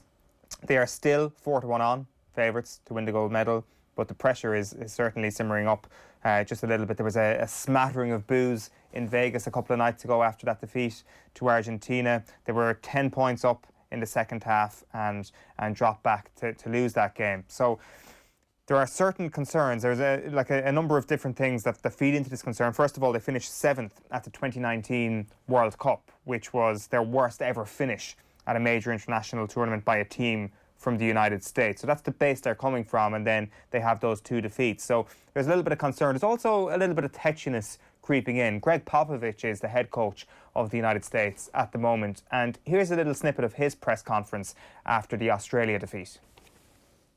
I know that Coach has been preaching this about how much better the rest of the world has gotten over the years. But in this being your first Team USA experience in the Olympics and that sort of thing, what's it like for you to having watched your colleagues go through some of these tournaments and blow these teams out, and now you are kind of experiencing a much different, much closer, tougher experience? Let me also answer that question. You know, you asked the same sort of question, the same family of question last time, where you assume things that are not true. You just mentioned, you know, blowing these teams out. That's never happened. So I don't know where you get that. So, can I finish? Can I finish? Can I finish my statement? Can I finish my statement? When you talk,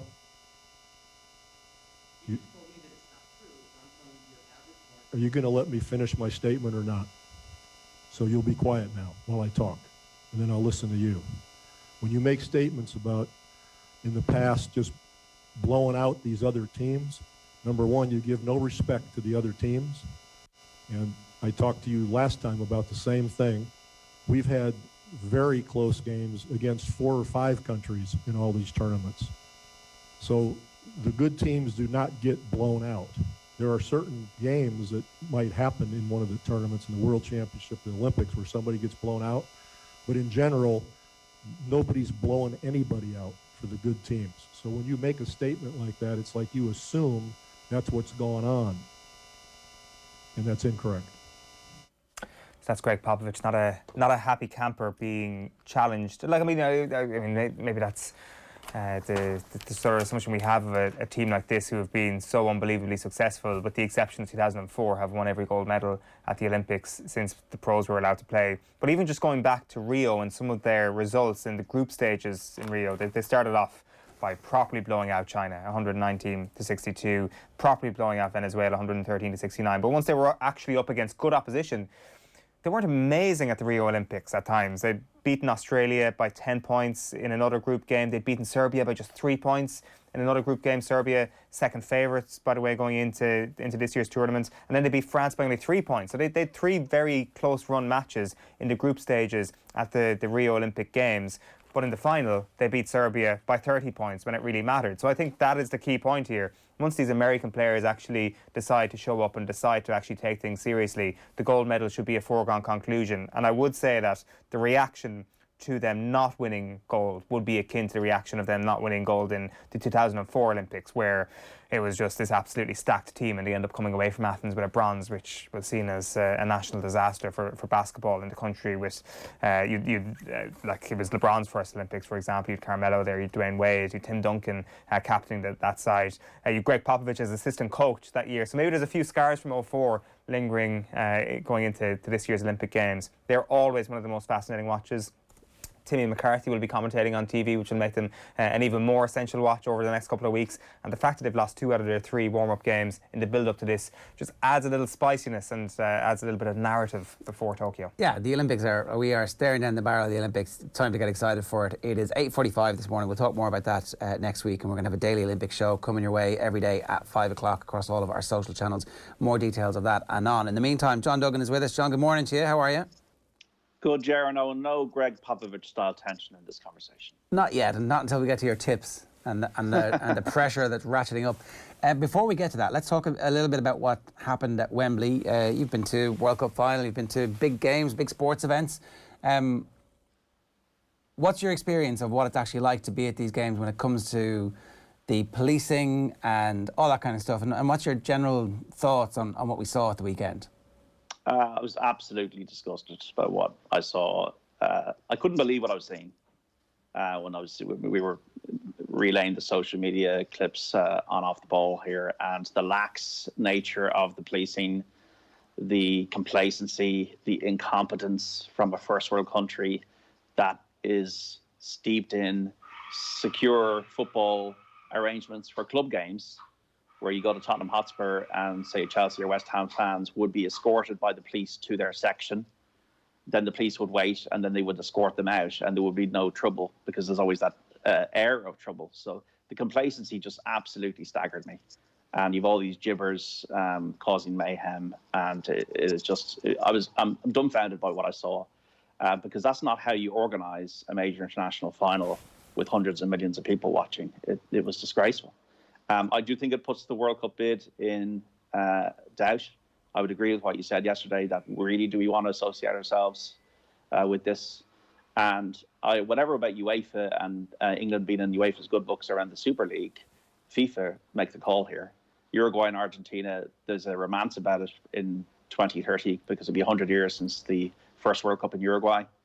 And to be honest, when I was in Rio, I didn't get into the final because I didn't get a ticket on the day.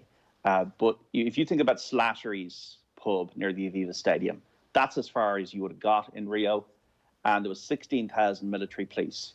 Now, nobody wants to live in a police state or in a military state or Putin's Russia day to day. But these were the safest places on earth because they knew the world was watching, the spotlight was on them, and they had to ensure that everything went off smoothly. So it was actually, they were arresting touts in Rio. It was actually very dangerous to try and scalp a ticket. So I ended up with the late Johnny Lyons, the great broadcaster, and he had €10,000 in cash in his combats outside the World Cup final with the helicopters overhead and the sense of Vietnam. And the pair of us were just standing there like schmucks, speaking to an Argentinian man who had the Book of Kells T-shirt.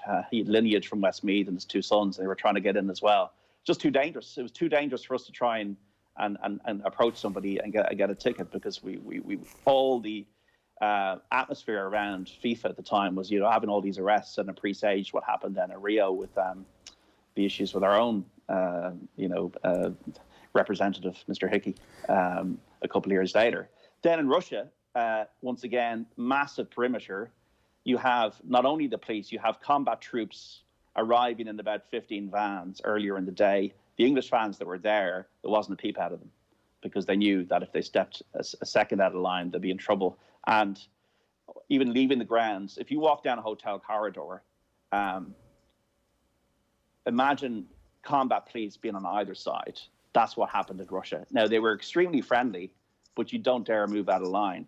There was even, like, every time I went through, it was airport security. Every time I went through, I felt like I was somebody in the 1980s who was a spy, because they were taking everything out of my bag, checking every single thing. There was one moment I had my clothes for the whole thing just all over the floor.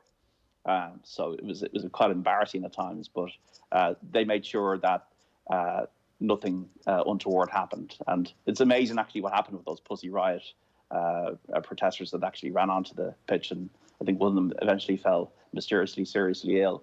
So I just can't believe what I saw at Wembley, and it doesn't really bode well, but it's also reflective of there is serious issues in British society at the moment.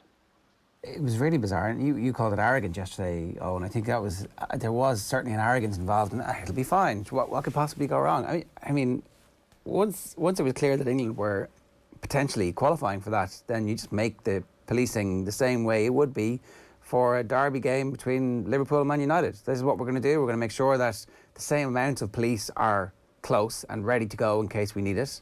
And somebody has referred to Wembley as a bit of a soft touch. People believe that it's easy to get in. At this point in football history, given everything that's gone on post-Hillsborough, for there to be a crush behind the goal in 2021 at a match is absolutely inexcusable. And I don't know, I mean, maybe if England had won, this would be a far smaller story, but I hope it wouldn't be. I hope that it would just be the same size of an issue. And let's wait and see what UEFA do. Let's see what the punishment is. It'll be very interesting to see if they throw the book at England. Is that an indicator for England to back off, and for Sheahan saying, I'm sorry, but your bid for the World Cup would be futile. You're not going to get our support. So I don't know. It'd be very interesting to see exactly what happens. Let's move on. Go on. Just maybe we now know why England have not been getting tournaments. Maybe that's the proof in the pudding. Why can't you have a perimeter? And forget about this Wembley Way stuff. Why can't you have a perimeter at the tube station? And you just can't get in. And there's two lines of security. You got to get in the first line, and then there's a second line to the stadium. It's common sense. And enough airport scanners at this stage that you know exactly what's going to happen. Everybody knows you got to arrive 90 minutes early, otherwise you're not going to make it for kickoff, because it's going to take that amount of time to get in. And when you get in, the atmosphere is going to be great because everybody knows that everything is safe. Okay, let's move on, because it is time for us to talk about the Open. And I guess this must be one of the most difficult tournaments to consider potential winners for, because track is obviously very difficult. Track form is very difficult to establish. It's not recent track form. It's going to be slightly out-of-date track form. The Americans are coming over. They whine about the links. They sing love songs to the links, and the ones who whine sometimes do incredibly well. No mark Americans have come from like absolute obscurity, had the best week of golf of their lives, and disappeared back to obscurity again, and we've never heard of them before or since, and their name is etched in the claret jug. So I don't know how the hell you try and make some sense of this. I've had three winners of it. I had Harrington when he won the first one. I had Els and I had Duval. Three winners in my lifetime that I can think off the top of my head. But you're right. There was probably the best ever headline back at Racing Post in 2003. The ultimate Skinner, when Ben Curtis, who was 750 to 1 with the bookies, won on his first major start. He was 999 to 1 on Betfair. Nobody backed him. People might have backed him the night before the final round at 10 to 1 or whatever. Nobody backed him. Todd Hamilton won at 750 to 1. A year later, somebody had 20 quid each way in him. It can be mad. Ian Baker Finch, people can have a hot streak. Todd Hamilton, as I said, Ben Curtis, just strange winners. There's no real rhyme or reason, as you say. Greg Norman, Darren Clark, Bill Rogers, Sandy Lyle, they've all won here. They're all good ball strikers. I suppose you're thinking about it. Links golf is about who enjoys the conditions. So I do think you can look at links golf, like Harrington was a links golfer. I don't think it's that much of a stretch when you look back at the Irish players. They've all won the Open. Rory, Shane, Darren and Padraig that are in it this week. GMAC hasn't won the Open, but they all grew up playing links golf. Nick Faldo, when he was on his pomp, was a links specialist. So I do think you need to be looking at players who got links form and are comfortable with the conditions, because they don't play this golf in America. This is golf, which is all about the link with the land and the sea, and the wind and all these bumps and hollows, and the kind of running the ball up to the green. So it is very difficult. But I think one thing that is in people's favour this week is that obviously bookmaking firms want to attract business into the future, so therefore they're going to like 11, 12, 10 places in certain aspects. So that is a positive. Okay, so let's get into it then. What about this course is drawing you to Sergio Garcia? He's the headline tip.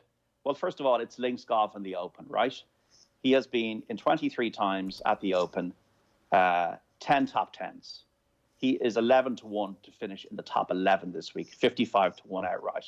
It's his love of the Open, the fact that his putter doesn't generally behave, but these greens are generally easier than the fast greens he might encounter elsewhere. He's able to shape the shots. He likes the wind. At both Royal St. George's Opens, he's been in the top 10. Once again, 11-1 to finish in the top 11. In his last 3 tournaments, he's been in the top 20, including the US Open. He won last October. He's got the major hoodoo off his back, winning the Masters in 2017. To me, on the basis of evidence in the past, he's experienced. He's 41. He's not a rookie.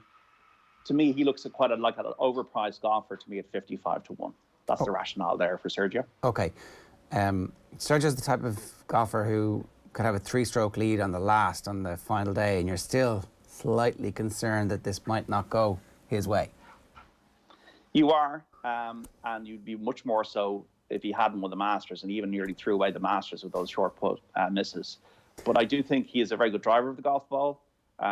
He's got a lot of natural talent. He shapes those shots, as I say. He's good around the greens. It's just his putter.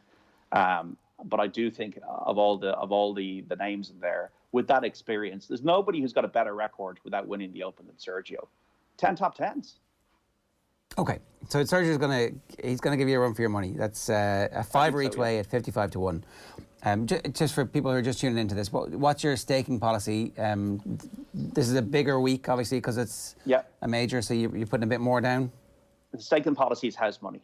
So I've 85 profit for the year. So I'm betting with house money, and I'm going for it. And I do think I'd be disappointed if I didn't break even or make a profit. So if I was losing, I'd be betting maybe half my stake. I'd probably bet €20 virtually. I'm back in 40 because I'm betting with house money.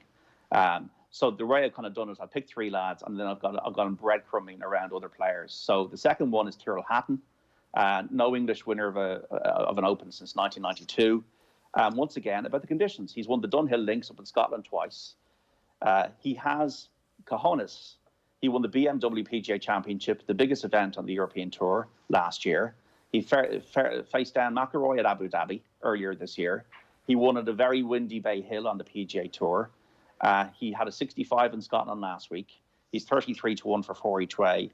I think his Achilles heel is his temperament, but if he can keep that under check, I think he's, of all the English names, Casey, Rose, Fleetwood, all these lads, I think he's the best place of them. Tyrrell Hatton, the second one. The third one, Patrick Cantlay, 33-1 again for 3 each way. Who is the money leader in the States, or the points leader at FedEx Cup? It's Patrick Cantlay, underrated player, won twice this year, tied for 12th at Carnoustie. Every part of his game is strong, not many weaknesses, and his biggest asset is his calm temperament. If there's an American who's going to take to this week, where they're going to be frustrated, even Bryson and Brooks are moaning about it already, I think Patrick Cantlay, who reminds me a bit of David Duval, could be the American to pick out of the week. So they're the kind of the main 3 lads. The other ones are, as I said, when you're kind of on Christmas Day, you've had the turkey sandwiches and you're just picking around and you're eating more turkey. Joachim Neiman at 66-1. Went bogey-free for the entire Rocket Mortgage Classic until he made a bogey in the playoff and lost it. Has a really low ball flight in the wind. Was the top amateur in the world. Has only missed 1 cut in 22 starts. I think he's one of the bright sparks of the game at 22 years of age. He could contend at 66-1 for a couple of euro each way. Brandon Grace. No, not Brendan. Brandon Grace. So the thing about him, Brandon, he's not a bottler, if you got the joke. 62 is the course record in any major. He got that at the Open at Birkdale. He is back in form. He's won on breezy golf courses, won in Puerto Rico this year. Was top 10 at the US Open and the Memorial Tournament. He has won 9 times the European Tour. He knows how to close. He nearly won the US Open at Chambers Bay, 2 each way. Brandon Gray, 66-1. Robert McIntyre at 75-1 was, on his only Open appearance, tied for 6th in Shane Lowry's win. has won in Cyprus, was Rookie of the Year, tied 12th at the Masters this year. One of these lads who's played Royal St George's many times because he played the Amateur Championship there, likes links golf as a Scot, and he likes playing in front of crowds, which you'll have this week. I think he likes to feed off crowds. Robert McIntyre might not win, but could be a good each way play at 75-1. And finally, if you're looking for that American you were saying, Ger, that kind of comes out of nowhere, Sam Burns shot 12 under par for the last 3 rounds of the Scottish Open. It's his first Open start. He's won on the US Tour this year at the Valspar Championship. 6 top 10s. He's 110-1 for a couple of each way. So Sam Burns, Robert McIntyre, Brandon Grace and Joaquin Niemann are the kind of the outsiders. But the main 3 in descending order, Patrick Cantlay, Tyrrell Hatton and Sergio Garcia. I wouldn't put anybody off Rory McIlroy, but I mean, it's not really value to be back at Rory McIlroy after 7 years without a major, 22-1 or 26-1. And Shane Lowry, I don't fancy this week. All right, John, good stuff. Thanks a million. That's this week's Virtual Insanity. We wish you the very best of luck. John Duggan with us there. You can read his stuff on otbsports.com, and of course you can hear him present on Saturdays on Off the Ball on News Talk. We are going to take a quick break. Before we do, I'm going to tell you about what's coming up on OTB Sports Radio today. From 1 o'clock, OTB Gold is Manu Petit. Mount Rushmore is Fermanagh. Our retro panel is about addiction. It's Luke Keeney on OTB Gold talking about his hip replacement at 6, and then live Lions coverage from 7 tonight on OTB Sports Radio. And the best place to listen to OTB Sports Radio these days is on the OTB Sports app, which you can download in either of the app stores for nothing. We're going to be back talking Deal or No Deal next. OTB AM on OTB Sports Radio, Ireland's first and only sports radio station. Dad Pod. This is a video thing as well. Have a name. Podcast. Midlife Crisis. Paddy Daddy. Midlife Crisis. Dadcast. That's not bad, actually. Yeah. There was definitely a period of a couple of months where meltdowns were becoming more frequent, and now when she's outside and she's sort of playing with the neighbours' kids, like if she doesn't get her own way, the meltdown is quite extreme. So maybe that's the terrible twos, but I think maybe we've escaped the worst of it. Well, I think the terrible twos is a bit of a misnomer because it goes into the 3s and 4s. Dadcast, Tuesdays from 3 p.m. on OTB Sports Radio. Tune in on the OTB Sports app. Sean, what's that thing going round the garden? That is our new Husqvarna Automower. Automower? Yeah, it's a robotic lawnmower from Husqvarna. Cuts the grass automatically, has GPS tracking and an app. Even works in the rain. I just thought, why spend time cutting grass when I could spend it with the family? Great! You can put the dinner on, so... No can do, love. Have to paint the man cave. Husqvarna Automower. Never mow again. Learn more at husqvarna.ie. OTB AM. With Gillette, put your best face forward with our new and improved razors. It is 2 minutes past 9. If you want to get in touch with us, we'd love to hear from you. 0879 180 180 is the WhatsApp number. This is OTB AM, the Sports Breakfast Show from Off the Ball.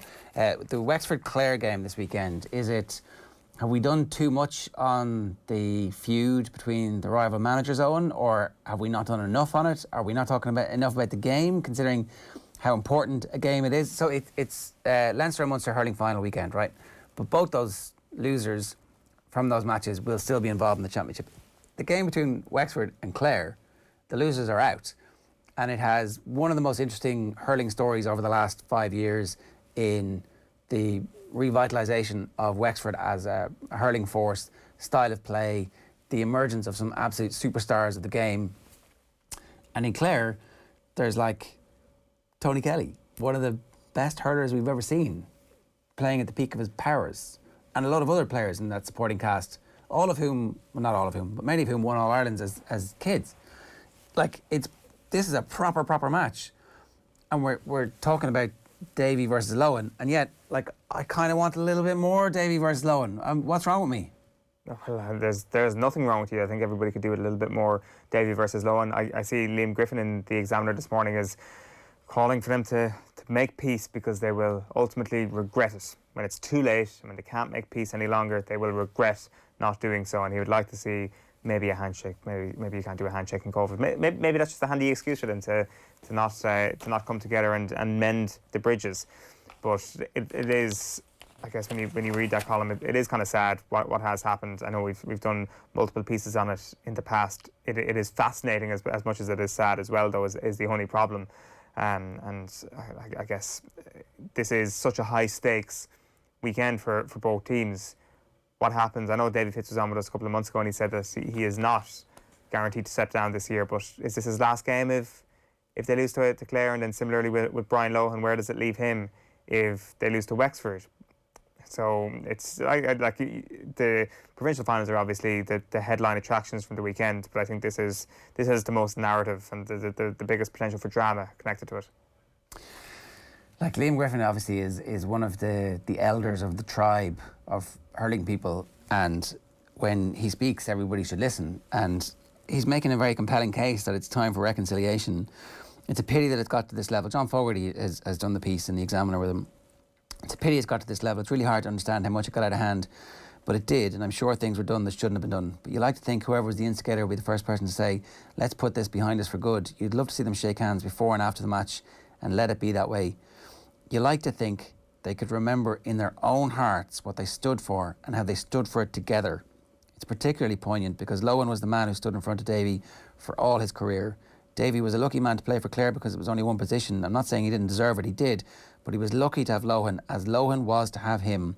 But at this stage, neither of them realised the journey they were on together.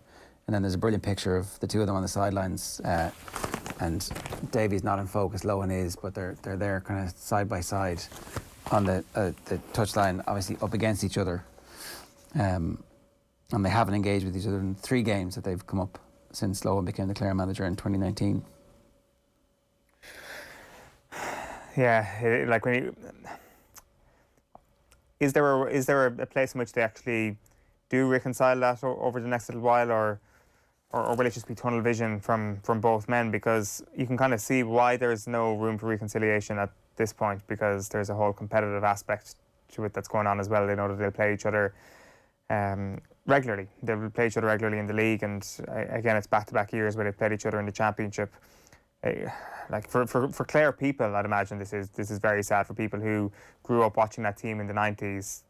Lohan protected Davy, and Lohan was fortunate to have a great goalkeeper behind him as well. And it is terrible to see those things happen and these people fall out. But it's been simmering along for so long. Like this, the thing about this agreement is that there were so many opportunities to nip it in the bud before now, and I think it is very wishful thinking to suspect that all of a sudden, when they are both going up against one another at senior intercounty hurling level, that this will be the moment that sparks reconciliation. I think if anything, it'll push them further apart.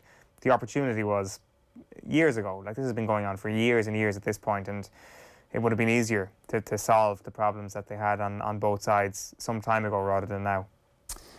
It'd be great if the two of them could just get over it. It'll become more entrenched if they don't do something the next day. It'll be too late if one of them is helping to carry the other down the road in a guard of honour. Life, death and hurling on the pages of the Examiner this morning. It's really strong stuff from Liam Griffin and worth digging into. We'll obviously preview the game and we'll get some thoughts about how the match might go. It should be one of the games of the weekend. It's proper knockout championship hurling where the season is over after the match and it'll be played to a conclusion.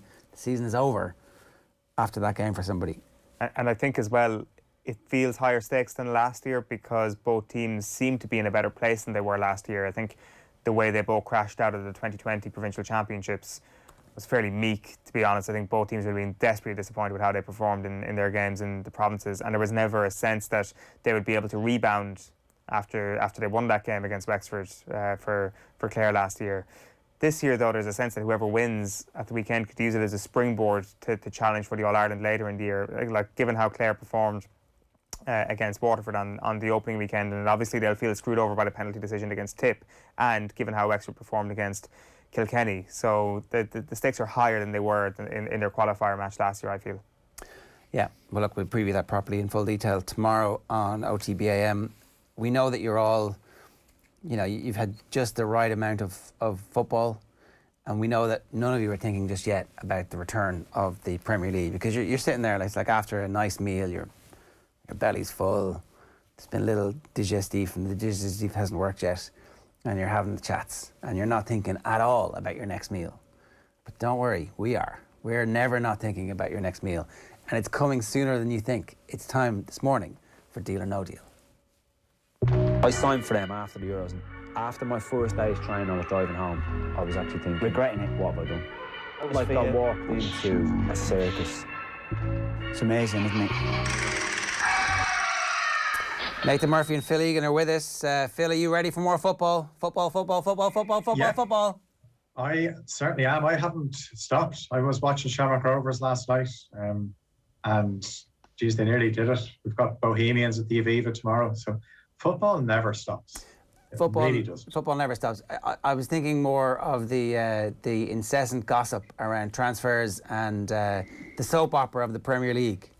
Absolutely. You're talking real grassroots football. That's real. That's a good thing.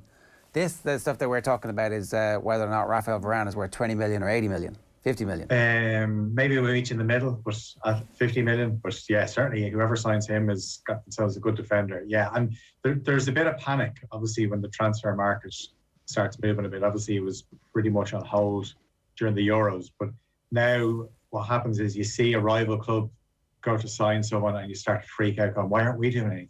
What's going on? They're signing 2 players. We haven't even got anyone. We're going for loan players. We got to get our shit together before this season starts. So it's, the next few weeks, things are going to pick up big time. Yeah, Nathan, what kind of a transfer market do you expect this year? Is the money going to be as ridiculous as it has been? Are people going to start mortgaging future income on the basis that crowds are coming back, but we're not quite sure? What do you expect?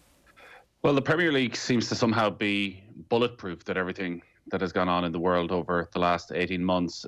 Reading about the French League, with the exception of Paris Saint-Germain, it seems there's going to be a mass exodus, even at Lille, who just won the title, that they're going to have to sell a big part of their squad, and that all those young emerging players in that French League are going to be on the move. We know the situation at Barcelona, where they may not even be able to afford to re-sign Messi, and we see the speculation today around the likes of Antoine Griezmann. Are they going to sell Coutinho? Is pretty much everybody, with the exception of Pedri, up for sale? Likewise at Real Madrid. So I think the Premier League is going to be the main driver once again, and if we see 1 or 2 of those Kane, Mbappe, Haaland moves, we'll easily be looking at $1 billion again from the Premier League alone. And they probably right now, like the vultures, can just swoop in and take advantage of everybody who has been properly affected in a normal financial way by the pandemic over the last year. Yeah, I mean, it's one of the grim parts of capitalism is that we, by virtue of the accident of where we were born, are going to get to enjoy most of the fruits of the collapsing football economies in some of the other countries, because, as you said, the Premier League has managed to do similar TV rights deals for the next time, so the guaranteed income is right there. Let's start with Manchester United, who obviously feel the need to spend a bit more, maybe because of the unrest amongst their fans in particular. We've talked briefly about Varane there, but that is a real thing. Varane has apparently very close to agreeing personal terms. That's what happens. The personal terms don't seem to be too difficult to agree, particularly when Manchester United are as generous as they are. It's the fee at the moment. Phil, in terms of what Manchester United need, is Varane a significant upgrade on whoever it is Harry Maguire's partner over the course of the last couple of years? Oh yeah, big time, absolutely. And look, a lot of people have knocked Harry Maguire over the last few seasons, and I think obviously that big price tag that came with him when he left Leicester to join Manchester United added to the pressure, but he's had a really good European Championship. Now, what I would say with that is, when you've got a defensive setup the way England played, it certainly is an easier team to play in, rather than if you're camped on the opposition half and you're on the halfway line and you're playing a high line and the ball is played over the top. That didn't happen with England because that's just not the way they played. But yeah, obviously Lindelof is seen as the weaker of the two. So if you get somebody like Varane in, Lindelof is certainly, he had a decent enough Euros as well, but he's certainly a player that can be handy enough to have in the squad to play certain games and when you've got a busy fixture schedule. So Maguire and Varane certainly is an upgrade there, and I think United have to be looking at a central midfielder. We know Sancho is going to be done as well. If United got Varane over the line and they signed a really good central midfielder, obviously, and with Sancho, then yeah, that's a big improvement from last season. Yeah, close enough to being a title-winning team, Nathan? Potentially. Like, I think Varane is a transformative signing in that maybe they don't need that central midfielder if they sign Raphael Varane, because the problem they've had is that they've defended so deep because they had no pace at the back in Lindelof and Maguire that they felt they needed two midfielders to protect what was in front. Whereas with Varane, you can suddenly push up to the halfway line. I watched France, Switzerland, and like you start noticing how brilliant Pogba was, and you're wondering how is he so effective. And I'm watching Kante and thinking, well, Kante is obviously just there as a holding midfielder, but Kante wasn't a holding midfielder; he was everywhere, and they were able to do that because the French defenders, I think they had 3 at the back that night, were all inside the opposition half because they knew they had the pace generally to get back. And that's been one of the big issues for United, is they can't press up the way other teams can because they get caught in behind, which means they need 2 defensive midfielders. So maybe with Varane and his pace, even at 28, maybe they can push right up and get away with playing one holding player. Maybe we're playing just Scott McTominay and getting all that attacking talent on the pitch together. So I think it's an incredibly exciting signing for Manchester United, albeit maybe a couple of years after they would have liked to get him. Does it make them title contenders? United haven't been in a title race. I know they finished second, but they weren't at any stage last season in a title race where they had that enormous pressure in March, April, May of this is a game we have to win. This is a game, even against mid-table, that we need to show that title-winning mentality. So do they have the manager? That's what this is going to do. I think the loss in the Europa League final and this money that's been spent on Varane, on Sancho, means that the pressure on Ole Gunnar Solskjaer is going to be pretty seismic for the opening 10, 15 games, and he has got to be ready for it, and they need to start quickly. So are we taking this as like a sign of hope, Nathan, that Manchester United can pin their hopes on that France performance where they ended up crashing out of the Euros to Switzerland? Are we just... Well, that is a very fair point. Maybe it's just this is like a really exciting, a more exciting Manchester United team over the course of the next season, and it's like they're become everybody's neutral side. Like, is a higher line automatically, as you say, just better for Pogba and better for the neutral viewer of the Premier League? Well, I think all the best teams play a very high line because all the best teams now are brilliant attacking forces. There's very few strong defensively minded teams that are having huge success. The other problem is what they do. Right now, if they sign Varane, I would almost make a striker more of a priority than a central midfielder. I'm still not sure how they're going to work in an attacking sense. Maybe Rashford's injury and been out until October means it's straightforward that they'll play Pogba on the left-hand side, they'll play Sancho on the right, and you rotate between Cavani and Greenwood. You're still putting an enormous amount of pressure on Mason Greenwood, who scored, 1 league goal in the first 3 quarters of last season. Very young, brilliantly talented. Maybe he's ready. Maybe he does take the step up. And also Edinson Cavani, who, despite his unbelievable movement, is he going to score you enough goals? There's questions about Bruno Fernandes' fitness and form. Isn't 3-week, 4-week break enough for him to get back? Perhaps it all is. If all that clicks in, there's no question they'll be title contenders. But I think there's still just a few question marks about the manager and about whether they've got the right parts in an attacking sense as well. Okay, that Rashford news obviously is that he's having the shoulder surgery that he is electing to have. They're saying that it wouldn't be entirely necessary because the condition wasn't degenerative, but he feels that his movement hasn't been good enough and the painkilling injections wasn't something that he wanted to continue with long term. So October seems to be the realistic time frame.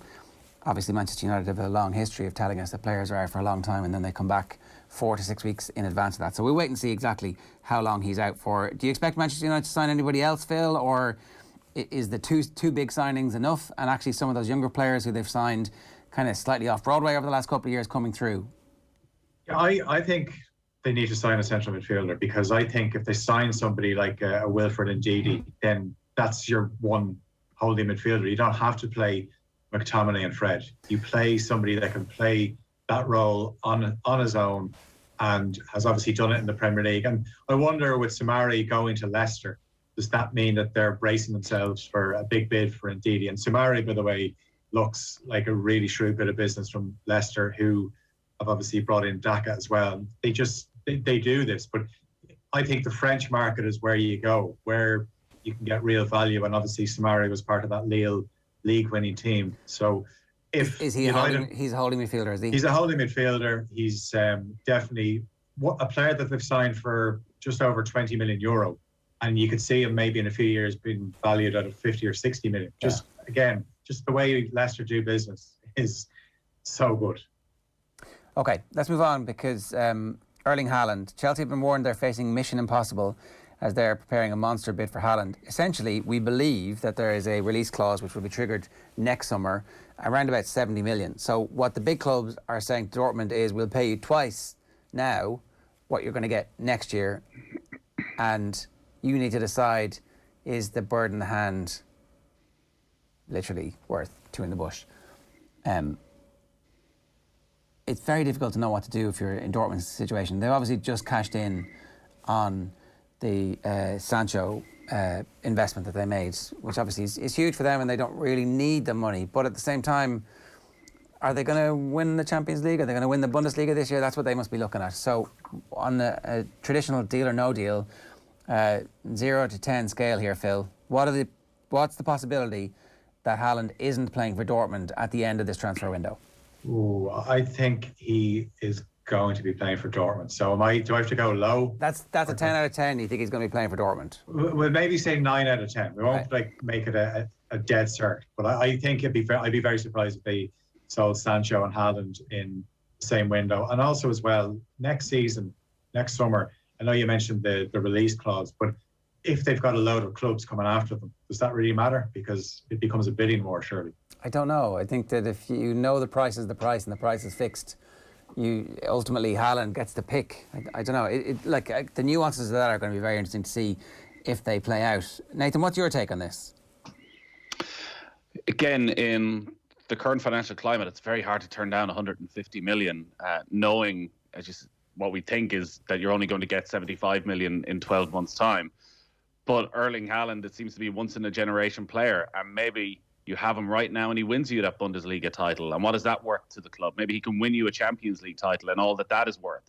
So Borussia Dortmund have a massive decision to make. Like, wherever he goes, you're almost automatically making that team favourites to win the title. Like, if he goes to Chelsea, it's incredibly exciting what we could see next season with Chelsea competing up against Manchester City, Liverpool and Manchester United.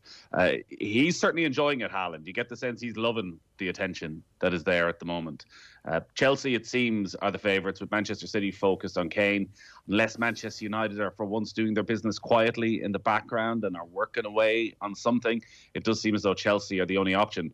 But even that is going to cause a bit of upheaval at Chelsea. Like, they're talking about having to get rid of Hudson-Odoi, of Ziyech, of having to sell 3-4 players to be able to bring him in, which may not make it a straightforward swap, but he's just been so good. It's hard to see how he doesn't score 25 Premier League goals next season if he arrives at Chelsea.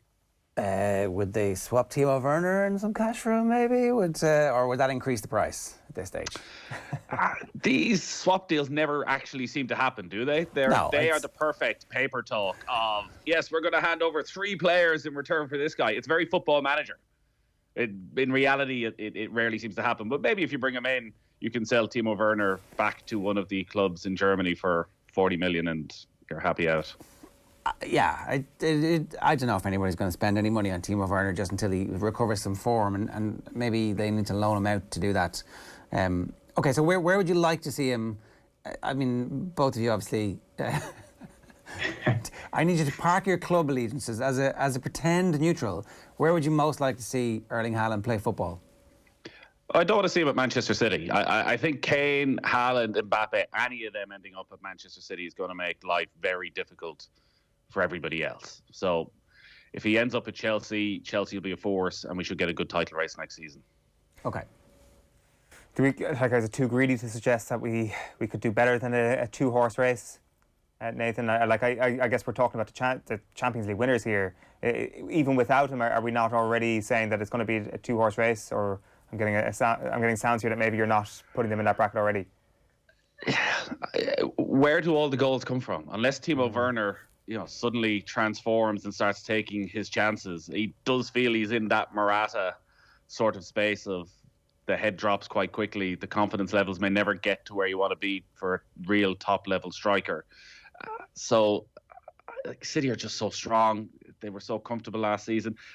We've seen pretty dramatic turnarounds season on season in recent years, so there's no reason why we couldn't have a brilliant title race, and that Chelsea aren't primed for that. But I think Haaland unquestionably just means it's guaranteed that they're going to be in a title race. Okay, the Daily Express this morning reporting that Antoine Griezmann could join Chelsea on a season-long loan. He's also been linked with a move back to Atletico as cash-strapped Barcelona try and reduce their wage bill and somehow find the money to pay Messi. How exciting is the prospect of the 30-year-old French star playing in the Premier League, Phil, and between 1 and 10? How likely is this to actually happen? Doesn't get me too excited, but it mightn't be the worst option for Chelsea to maybe get a player in of that quality on loan for a season while they're biding their time for the Haaland deal to get done. So, but I look at him and I think he's not out-and-out striker. He's going to drop off, and I kind of see Havertz is the solution there. I expect a really big season from Havertz. Obviously, he came into a new league during a pandemic, got COVID, but he showed glimpses. Obviously, he scores the winning goal in the Champions League final, but he showed glimpses last season of how good he can be. So I don't think Griezmann is somebody that Chelsea need to be going after. What other teams in the Premier League do you see him playing for? Is he good enough for the very top, those teams that we're talking about being in the title race? Would he get into the Manchester City team? Would Pep Guardiola find a place for him? I'm not so sure. Would he get into the United team? He'd be get another option. Yeah. Another option who would rotate between several different positions. We are probably going to see quite a few of these sort of signings where you can get the player in either on loan or on the cheap on massive wages. And as we get closer to the end of the window, teams will take that risk. Again, 2018, Antoine Griezmann is coming to the Premier League. You're incredibly excited to see what he can do. But 2 seasons at Barcelona, he's played 100 games. He's got just over 30 goals. It's not what he was. He's 30 at this stage. So Chelsea's going to be fascinating with what happens because they've so many attacking options. Giroud is obviously on the verge of leaving to go to AC Milan. I think Pulisic is brilliant every time he plays, but seems to struggle to keep fit. Hudson-Odoi was very exciting, but Tuchel doesn't seem to completely trust him at this stage. So who they bring in and what their attacking lineup is going to be key for the season. And Phil's dead right. Like Havertz has just got better and better and better. And like if you're a month out from the start of the season looking at a potential player of the year bet, I haven't seen odds, but Kai Havertz will be on a lot of people's list for that. Okay, let's move on. Harry Kane, the situation with Harry Kane, I don't know, I think Eoin, you were making the case, you were wondering if it made it more likely that he would stay at Spurs if he had just won the Euros. I thought it was good logic, good sound logic that like he was getting to scratch the itch of winning the trophy and still be the king of Spurs and take them into the new stadium and all that kind of stuff, and there's an easy case to make there. Now they obviously didn't win that and he looks further and further away from winning trophies. So does that make it more likely that he's going to force the deal through, Phil? He seems to be quite a stubborn character, badly advised signing that massive long contract as opposed to the massive contract with Spurs. So is he going to get better advice and force the move?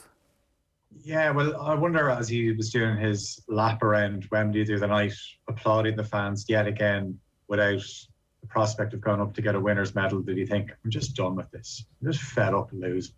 I want to be a winner. I want to go somewhere where I can win trophies. So he knows if he goes to Manchester City, he's guaranteed trophies, regardless of whether it's a League Cup or a Premier League, maybe a Champions League. So surely he has to be even hungrier to get out of there now. And he struggled at times in the Euros, and people said maybe he needs to come out of the team, but he seemed to regather himself, his scoring touch. And look, there's times I watch him and I think, especially in the final, I know he scored his penalty in the shootout, but he's a strange kind of player in that he seems, you can never take him off. Whereas you look at Italy the other night, they took off some of their best players because Mancini said they're done, like they're tired, I need to get rid of them. Whereas Kane, in Tottenham's biggest game in recent history, the Champions League final against Liverpool, clearly wasn't fit, but the power he has on that team, Pochettino felt he had to play him. So he wasn't fit, and Liverpool fans, when they saw the team news coming in, were rubbing their hands at the prospect of a Harry Kane limping around. They knew this is in the bag. So I think he needs to get out of there. I think just it has to be done quickly, because if it drags on for the summer for the rest of the summer before the season even starts. It just does nobody any favours. You have a new manager in there as well. Okay, so you expect a bit of a rush to pick holes in him, isn't there? You know, even at the start of the tournament, he should be dropped. He should be taken off. It's Harry Kane. He's arguably the best striker in the world. His record in the Premier League over the last 7-8 years is unparalleled. Consistently top scorer in the Premier League last season, more assists than in the Premier League last season than anybody else. Every team should be desperate to try and get him. If it's 150 million, City need to go and pay it.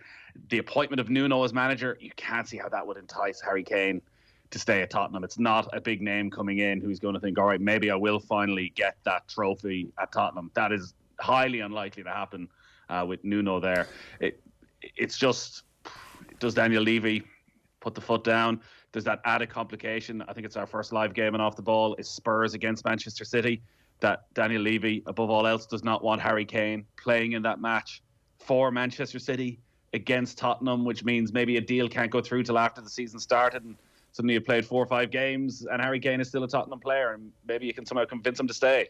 Okay, so you could get a situation where Harry Kane scores for Tottenham against City but doesn't celebrate. The Wes Hoolahan against Villa. Do you remember that for Norwich? And then it didn't happen. No. The great what if. What's going to happen? Who's Harry Kane playing for next season? At the end of the window? I have a feeling he's going to still be at Spurs. I just think Levy is going to price the move out. I could be wrong. Unless he gets players in exchange. I know we talked about exchange deals, and there was a mention of Raheem Sterling and his age is the biggest difficulty, isn't it? His age is the biggest difficulty for City. Like, he's going to be 28 by the time the season starts. 150 million for 28 is something behind the scenes at City there may be some nervousness about, even though I say you look at that record, he's the most influential player in the Premier League. He can be good till he's 32. He could actually be good till he's 36 if he wants to be. It's not like his game is based on pace. So, okay, so where's he going to be, Nathan, at the end of the transfer window? Who's he playing for? Tottenham. All right, 2 Spurs. We've literally a minute left.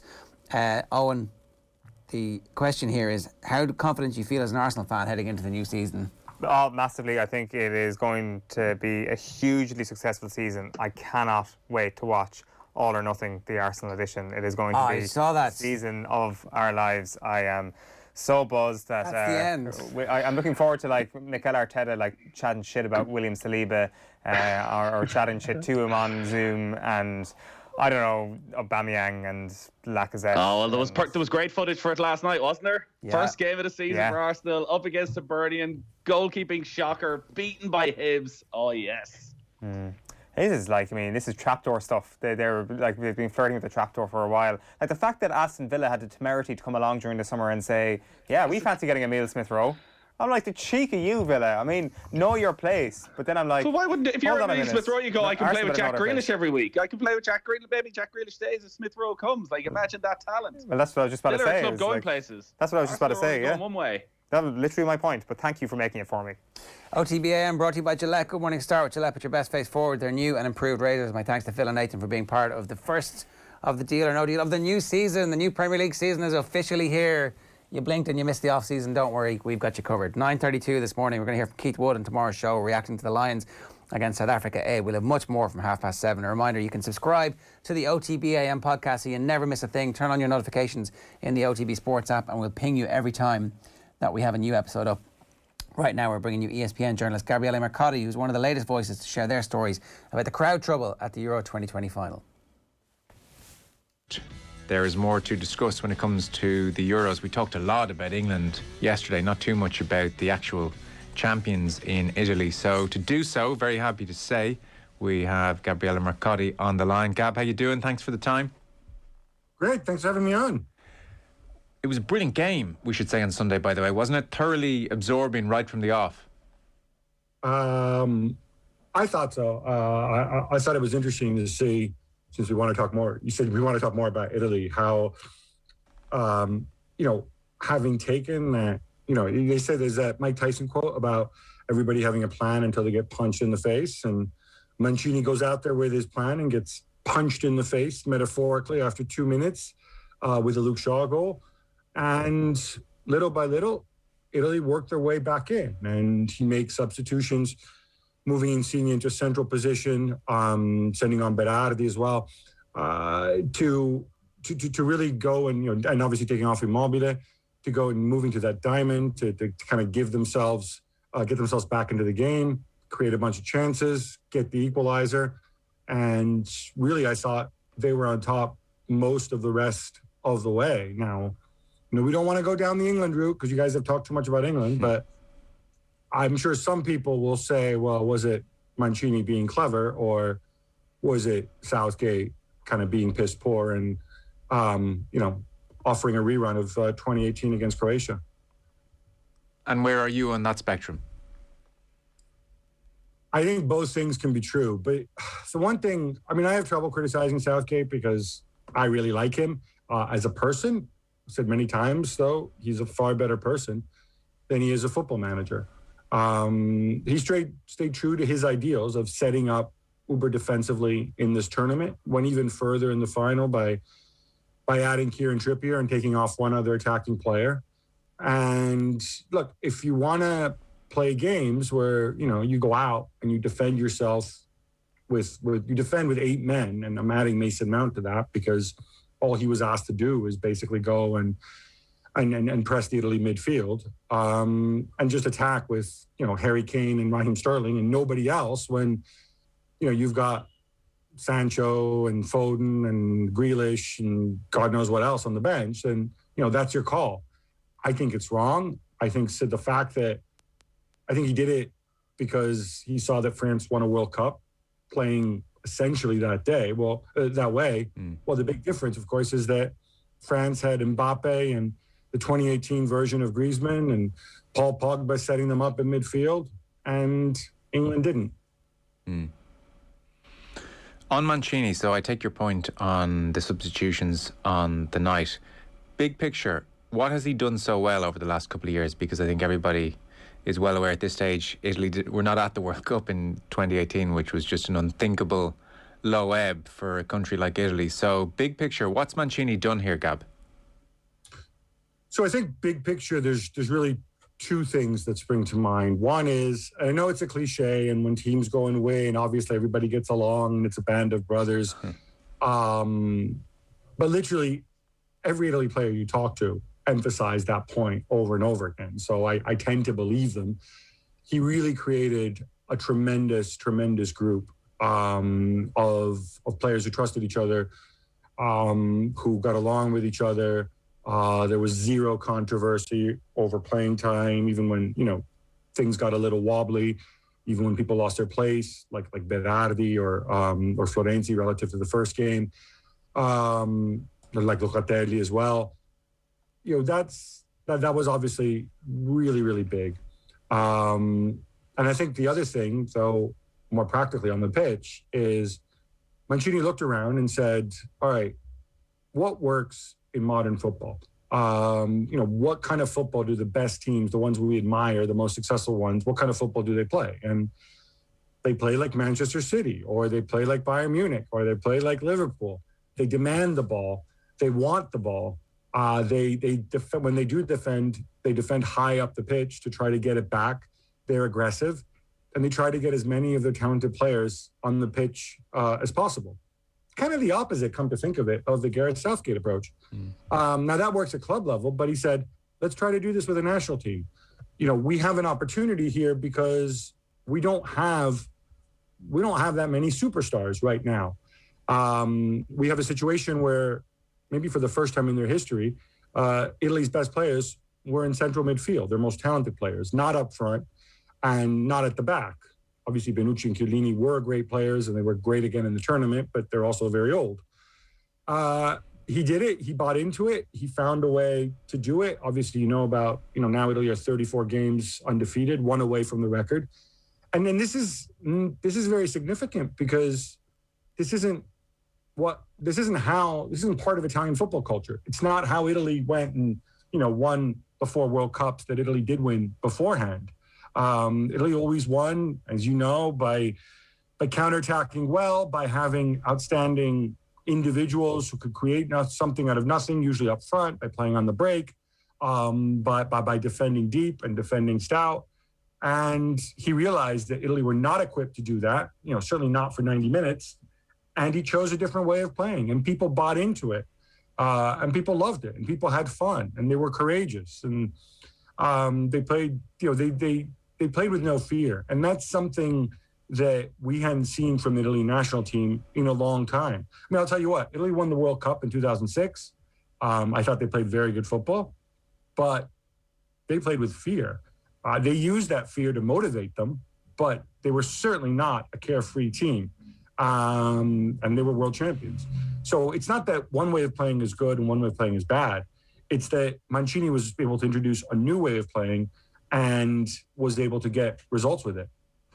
Courageous is a very good word, because if you look at Bonucci and Chiellini and you look at their comparative lack of pace to most central defensive partnerships who have ambitions of winning tournaments, if you were to say to them at the off, we're going to press high, we're going to be quite attacking, Spinazzola and Di Lorenzo will flood forward at every opportunity, I could see them looking at each other thinking, well, this does not sound like we're going to have a good time. But they obviously were on board with that too. Yeah, and I have to say, I'll hold my hand up here and say I was wrong about them. They were my biggest concern going into the tournament. I made the point that I thought, maybe we should see more of Acerbi, and we did in the second and third game, or of Bastoni, of other defenders. Maybe it's a mix and match situation. Because at Juventus, Bonucci didn't have a great season. Chiellini was always injured, but they're used to defending deep. They're used to just defending deep, having guys around them. Now they were asked to patrol vast areas of the pitch. Di Lorenzo has plenty of pace, of course, and is very athletic, but he really, and so did Spinazzola while he was still there. But those are fullbacks or wingbacks in the case of Spinazzola, and Mancini's system demanded that they attack up the pitch. They tweaked it a little bit. Di Lorenzo did a lot less attacking later in the competition, and often became almost like a third center back, mopping things up with his pace. But yeah, it's a credit to Bonucci and Chiellini, frankly, that they would go out and buy into it and find a way to make it work. Because, it's one thing to tell them at 22, hey, you got to play this way. It's another thing at, 34 and 36 respectively, to try and get them to play in a system that, on paper is almost designed to make them look bad. I had Chiellini all wrong before this tournament, which is a terrible thing to say about a 36-year-old. It's not like he's new on the scene here. Grizzled defender who celebrates big defensive moments. Sure, I got all that. Loves defending. I got all that. I didn't have him down as the type who would be bear-hugging Jordi Alba before a penalty shootout, and seemingly has this carefree attitude, and the scenes of him giving Harry Maguire a big high five before the final as well in the tunnel. Big smile, kind of like almost a Joker type character. I did not have Chiellini in that department at all. No, I mean, look, you're not the only one. You don't blame yourself. This jokey, slightly mad Chiellini, and it's not just mind games. I've spoken to people in the camp. He's like this every day because he knows the clock is ticking on his career, and he knows he's got nothing to lose. And so he says, I'm going to enjoy every moment. Younger Chiellini, obviously probably better Chiellini in many ways, was a different player. And he wasn't very popular with a lot of people, partly because he was a Juve guy. And, unless you're a Juve fan, you most likely don't like Juventus, partly because he's the kind of guy, he could be dirty and can still be dirty. But he was also somebody who was often whingy, often complaining to the referee and whatnot. And, he saw it as part of his job. And again, I go back to Mancini. He said, we're not going to lose our cool. We're going to try to be positive out there. I want positivity from you. And he got that in spades with Chiellini, maybe even too much with the joking and the smiling. I remember one scene, which really struck me was, I think it was in extra time. Raheem Sterling made a great run into the Italy box. Somehow Chiellini stopped him. And afterwards, Chiellini celebrated by the fist pumping, the jumping around and a big smile on his face. And even Raheem Sterling, as he was jogging back, he was smiling too. That kind of environment, it's hard to capture that sort of lightning in a bottle. Yeah. I mean, look, the whole world collectively laughed at his drag back of Saka as well on Sunday. I mean, it was comical. But you have no doubt it's improving his performances. I mean, you've captured it there perfectly. He is playing like a guy who knows the clock is ticking, and I am going to enjoy every single moment, and that hangs over everything, and it's evident in his performances. On Mancini and on Vialli, there was a great piece by Graham Souness in the Sunday Times at the weekend. Souness was at Sampdoria when they were young players, and Souness was an elder statesman, effectively trying to help a Sampdorian team along. That was how Souness put it anyway. And he said Mancini at 19 knew the answer to everything, had all the answers, and didn't care for your tuppence worth. And those two exchanged a lot of words on the training pitch, apparently. And he said of Vialli that Vialli was, by contrast, a student of the game. He hung on your every word. He was desperate to learn. He worked harder than Mancini, intelligent, calm, good with people. So how much have they changed in the intervening 30, 40 years? Well, it's fun. I mean, and you mentioned Vialli there. I've written 2 books with him. He's somebody I know very, very well. I've known him for 25 years, lives around the corner from me here in London. I think it's an accurate portrayal that Mancini is probably a functioning introvert. You know, he's actually shy except when he's on the pitch. When he's on the pitch, he turns into a beast. And Luca was always the more extroverted one. You know, he was the one who would talk to everybody. But probably, although hope he's not listening, would probably defer to Mancini on the pitch, just because Mancini could be so intense and, you know, and sometimes be a prima donna. He'd be the first player to say so. You know, Mancini's a guy who, you know, he's the most substituted player in the history of Serie A, partly because on certain occasions when things weren't going his way or when he'd had enough, you know, he'd ask for a change. But when you talk about Mancini, you're also talking about a guy who, when he was 16 years old, he was a starter in Serie A on a mid-table team, and scored 9 goals that season, which, you know, back then in Serie A, given how defensive it was, it's probably the equivalent of scoring 20 goals this year. He's a guy who was a household name by the time he was 12 years old. Everybody knew about sort of the phenom. He was, I mean, I can't think of another young player in Italy who was hyped as much, you know, while being so young. Maybe Roberto Baggio comes close, but there's nobody else. And so, you know, he always had this sense of taking a different path and about being more gifted than everybody else, because he generally was. One of the things Mancini's talked about this is when he went into coaching, he had some of the same struggles that Glenn Hoddle had in trying to work with players, because, you know, he would expect the players to go and then see things on the pitch the way he saw them and do things on the pitch the way he saw them. And players would look at him and see, like, I'm sorry, I can't do that. I can't hit that pass, or, you know, I'm never going to be able to see that guy, you know, making that run. And in his words, he had to kind of unlearn football when he became a coach and relearn it from a perspective of, you know, a mere mortal or an average professional footballer. I can think of very, very few coaches in the history of the game. Obviously, Johan Cruyff is the obvious one that I can think of. Thank you. Who, you know, who were that good as footballers and also won things as coaches or managers. There's very, very few. And, you know, I think it takes a Herculean effort to get to that point. Yeah, it's a great point. His status in Italy, I suspect, this morning is sky high. What was it a year or two ago before this great success with Italy? How was he regarded? I mean, he was regarded as a very good coach who, of course, delivered Inter their first title in many, many years, albeit that was in the wake of the Calciopoli scandal, which meant that, you know, Juventus and Milan were out of commission. What's interesting, and Manchester City fans will remember this, you know, he's remembered, and I think this is one of the things that sets him apart. He's a guy who's played very many different versions of football throughout his career. He's played quite defensive, basic football in some stops. Certainly, when he was at Manchester City, they didn't attack or play the way this Italy team plays. You know, obviously that came later. Certainly, upon his return to Inter a few years ago, they were much more of a much more defensive team. he really knows his football. He knows his tactics. He knows every different system, and he can tailor his system to what he wants to do in that situation.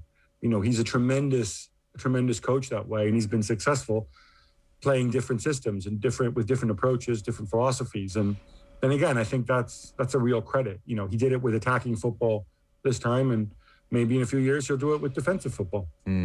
Pretty amazing career now. This is crowning glory moment. I mean, it's just exceptional for him. I know you were at Wembley on Sunday. As the dust settles on the madness of Wembley, what are your memories of the scenes inside? I even saw Miguel Delaney writing just this afternoon saying increasingly he looks back and thinks Wembley and all concerned very lucky something more serious didn't kick off. How out of control was it from your vantage point, Gab? So I have a holiday booked, and I do not want to test positive for COVID before that. So I got there way early. I avoided the crowds, and I was inside. So I can tell you what I saw inside and some of my reporting. I did speak to a lot of people afterwards, because I know a lot of people who went to the game, and you've all read their experiences. Two things struck me. One is there were very obviously far more than the official attendance there. And the reason, I think, is very obvious. Thousands and thousands, not hundreds, of supporters, of ticketless supporters got in. And once they were inside, they sat in seats that were assigned to other people, because, of course, they had timed entry at Wembley. So there were people who broke in, I think, around 6 o'clock, if memory serves. And there were others who were due to take their seats at 7. This happened to friends of mine who, husband and wife, 2 young kids. They get in their ticket, they paid a lot of money for their tickets. They get to their seats at the appointed time, and there's 4 dudes sitting there, and they refuse to move. And what do you do in that situation? You can go and complain to a steward on minimum wage with a little jacket who's, likely to be some 18-year-old girl. What are they going to do? Very, very few cops inside the stadium. And so what the Wembley stewards did was they went and they sat them in empty seats, as you know.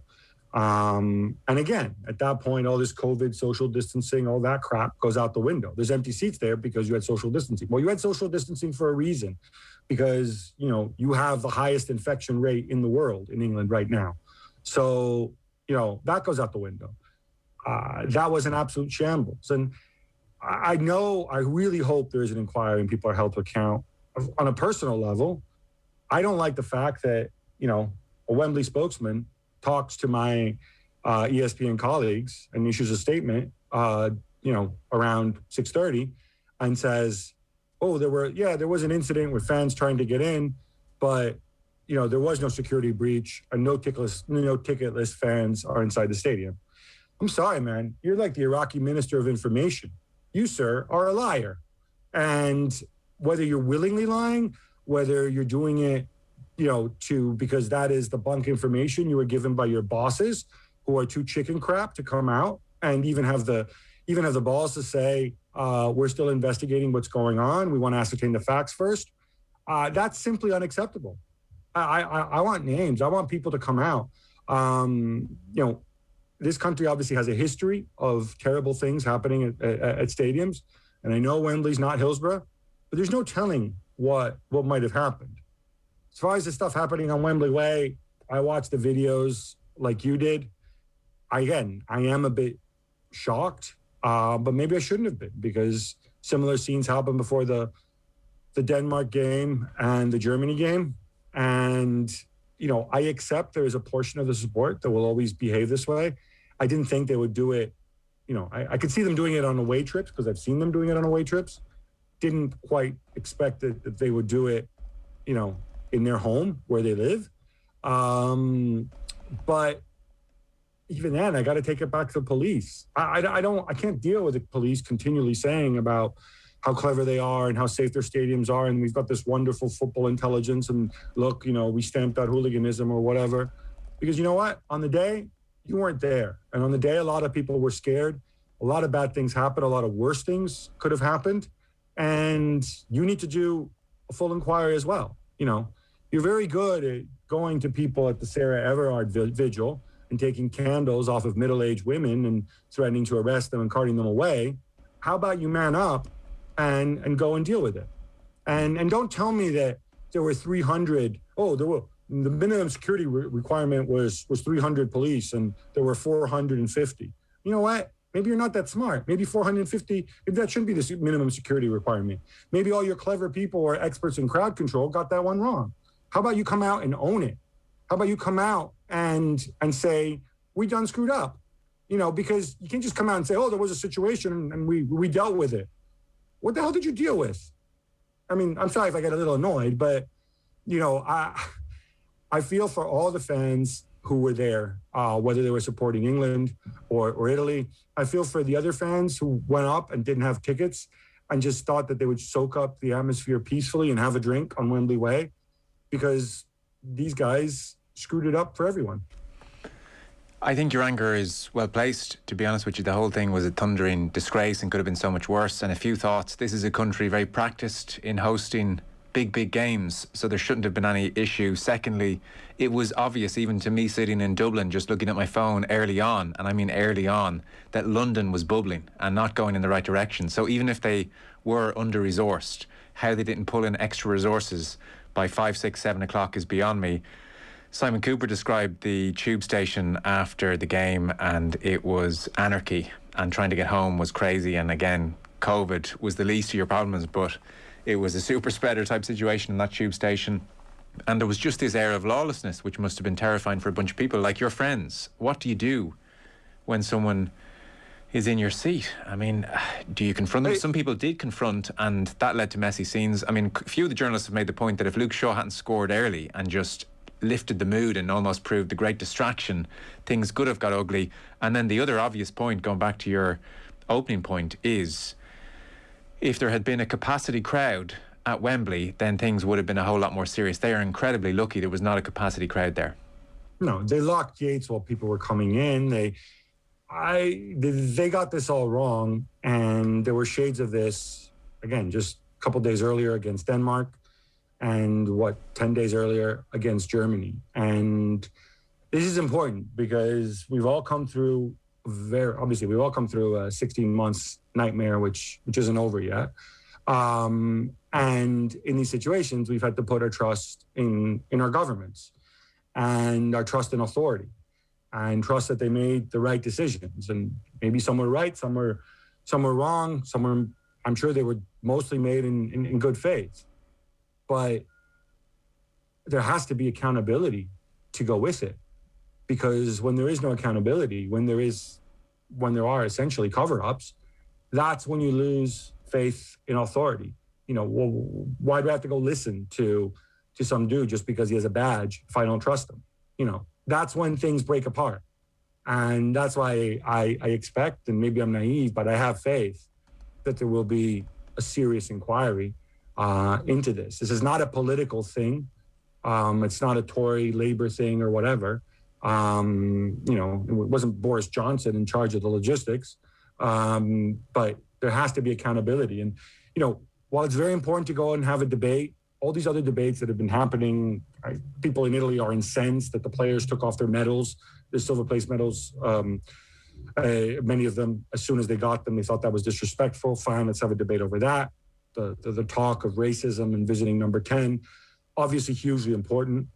But there has to be room to also debate everything that went wrong, because, you know, that could have cost lives, you know, right in the here and there. And that goes much further, in my opinion. One last point to put to you then before we let you go. There's something just incredibly interesting happening with footballers the last couple of years through their social media accounts, I suppose. Predominantly, Tyrone Mings called out Priti Patel in perfect and succinct fashion. She had been talking about the fans' right to boo the knee and describing the booing of the knee as an example of gesture politics, I would think, less than 2 weeks ago, and then suddenly she stood to the fore condemning the racism, and Tyrone Mings held a mirror up to that hypocrisy quite beautifully. And then Marcus Rashford, I mean, it's amazing, even over here you have like you wouldn't know Vincent Brown. Sorry, it's a silly thing to bring up, but he's like a brilliant political commentator, broadcaster here, and even he, you know, I don't think he'd be that into Marcus Rashford generally, and he was tweeting about how he must be the most admired person in England at the moment. It was one of those moments. I opened my phone this morning and saw Vincent Brown tweeting about Marcus Rashford and thought, my goodness, this is big, and something interesting is happening here. I mean, you can take it any way you want to take it, but what jumps out to me at the moment is you now have this very vociferous bunch of footballers, very clued in, and you would have to say they're pretty close to the most high profile and powerful, I guess it's soft power, but power nonetheless, powerful bunch of working class and black or people of colour in English life at the moment, and they're sticking it to the government on a fairly routine basis, and the whole country's watching it happen. What are you making of all this? Just the last couple of days, Gav, and then a little bit beyond, because it's been brewing now for a lot of the last 18 months. I mean, it's an interesting situation. I follow closely what happens across the pond in the US, where obviously a lot of this stuff originated, and where you've had high-profile athletes speaking out there for some time as well. You know, I think none of these people who speak out as athletes are obviously experts in this stuff, in terms of the political aspects. They're not politicians, they're not policy experts, they're not scientists. They're people. OTB AM. With Gillette, put your best face forward.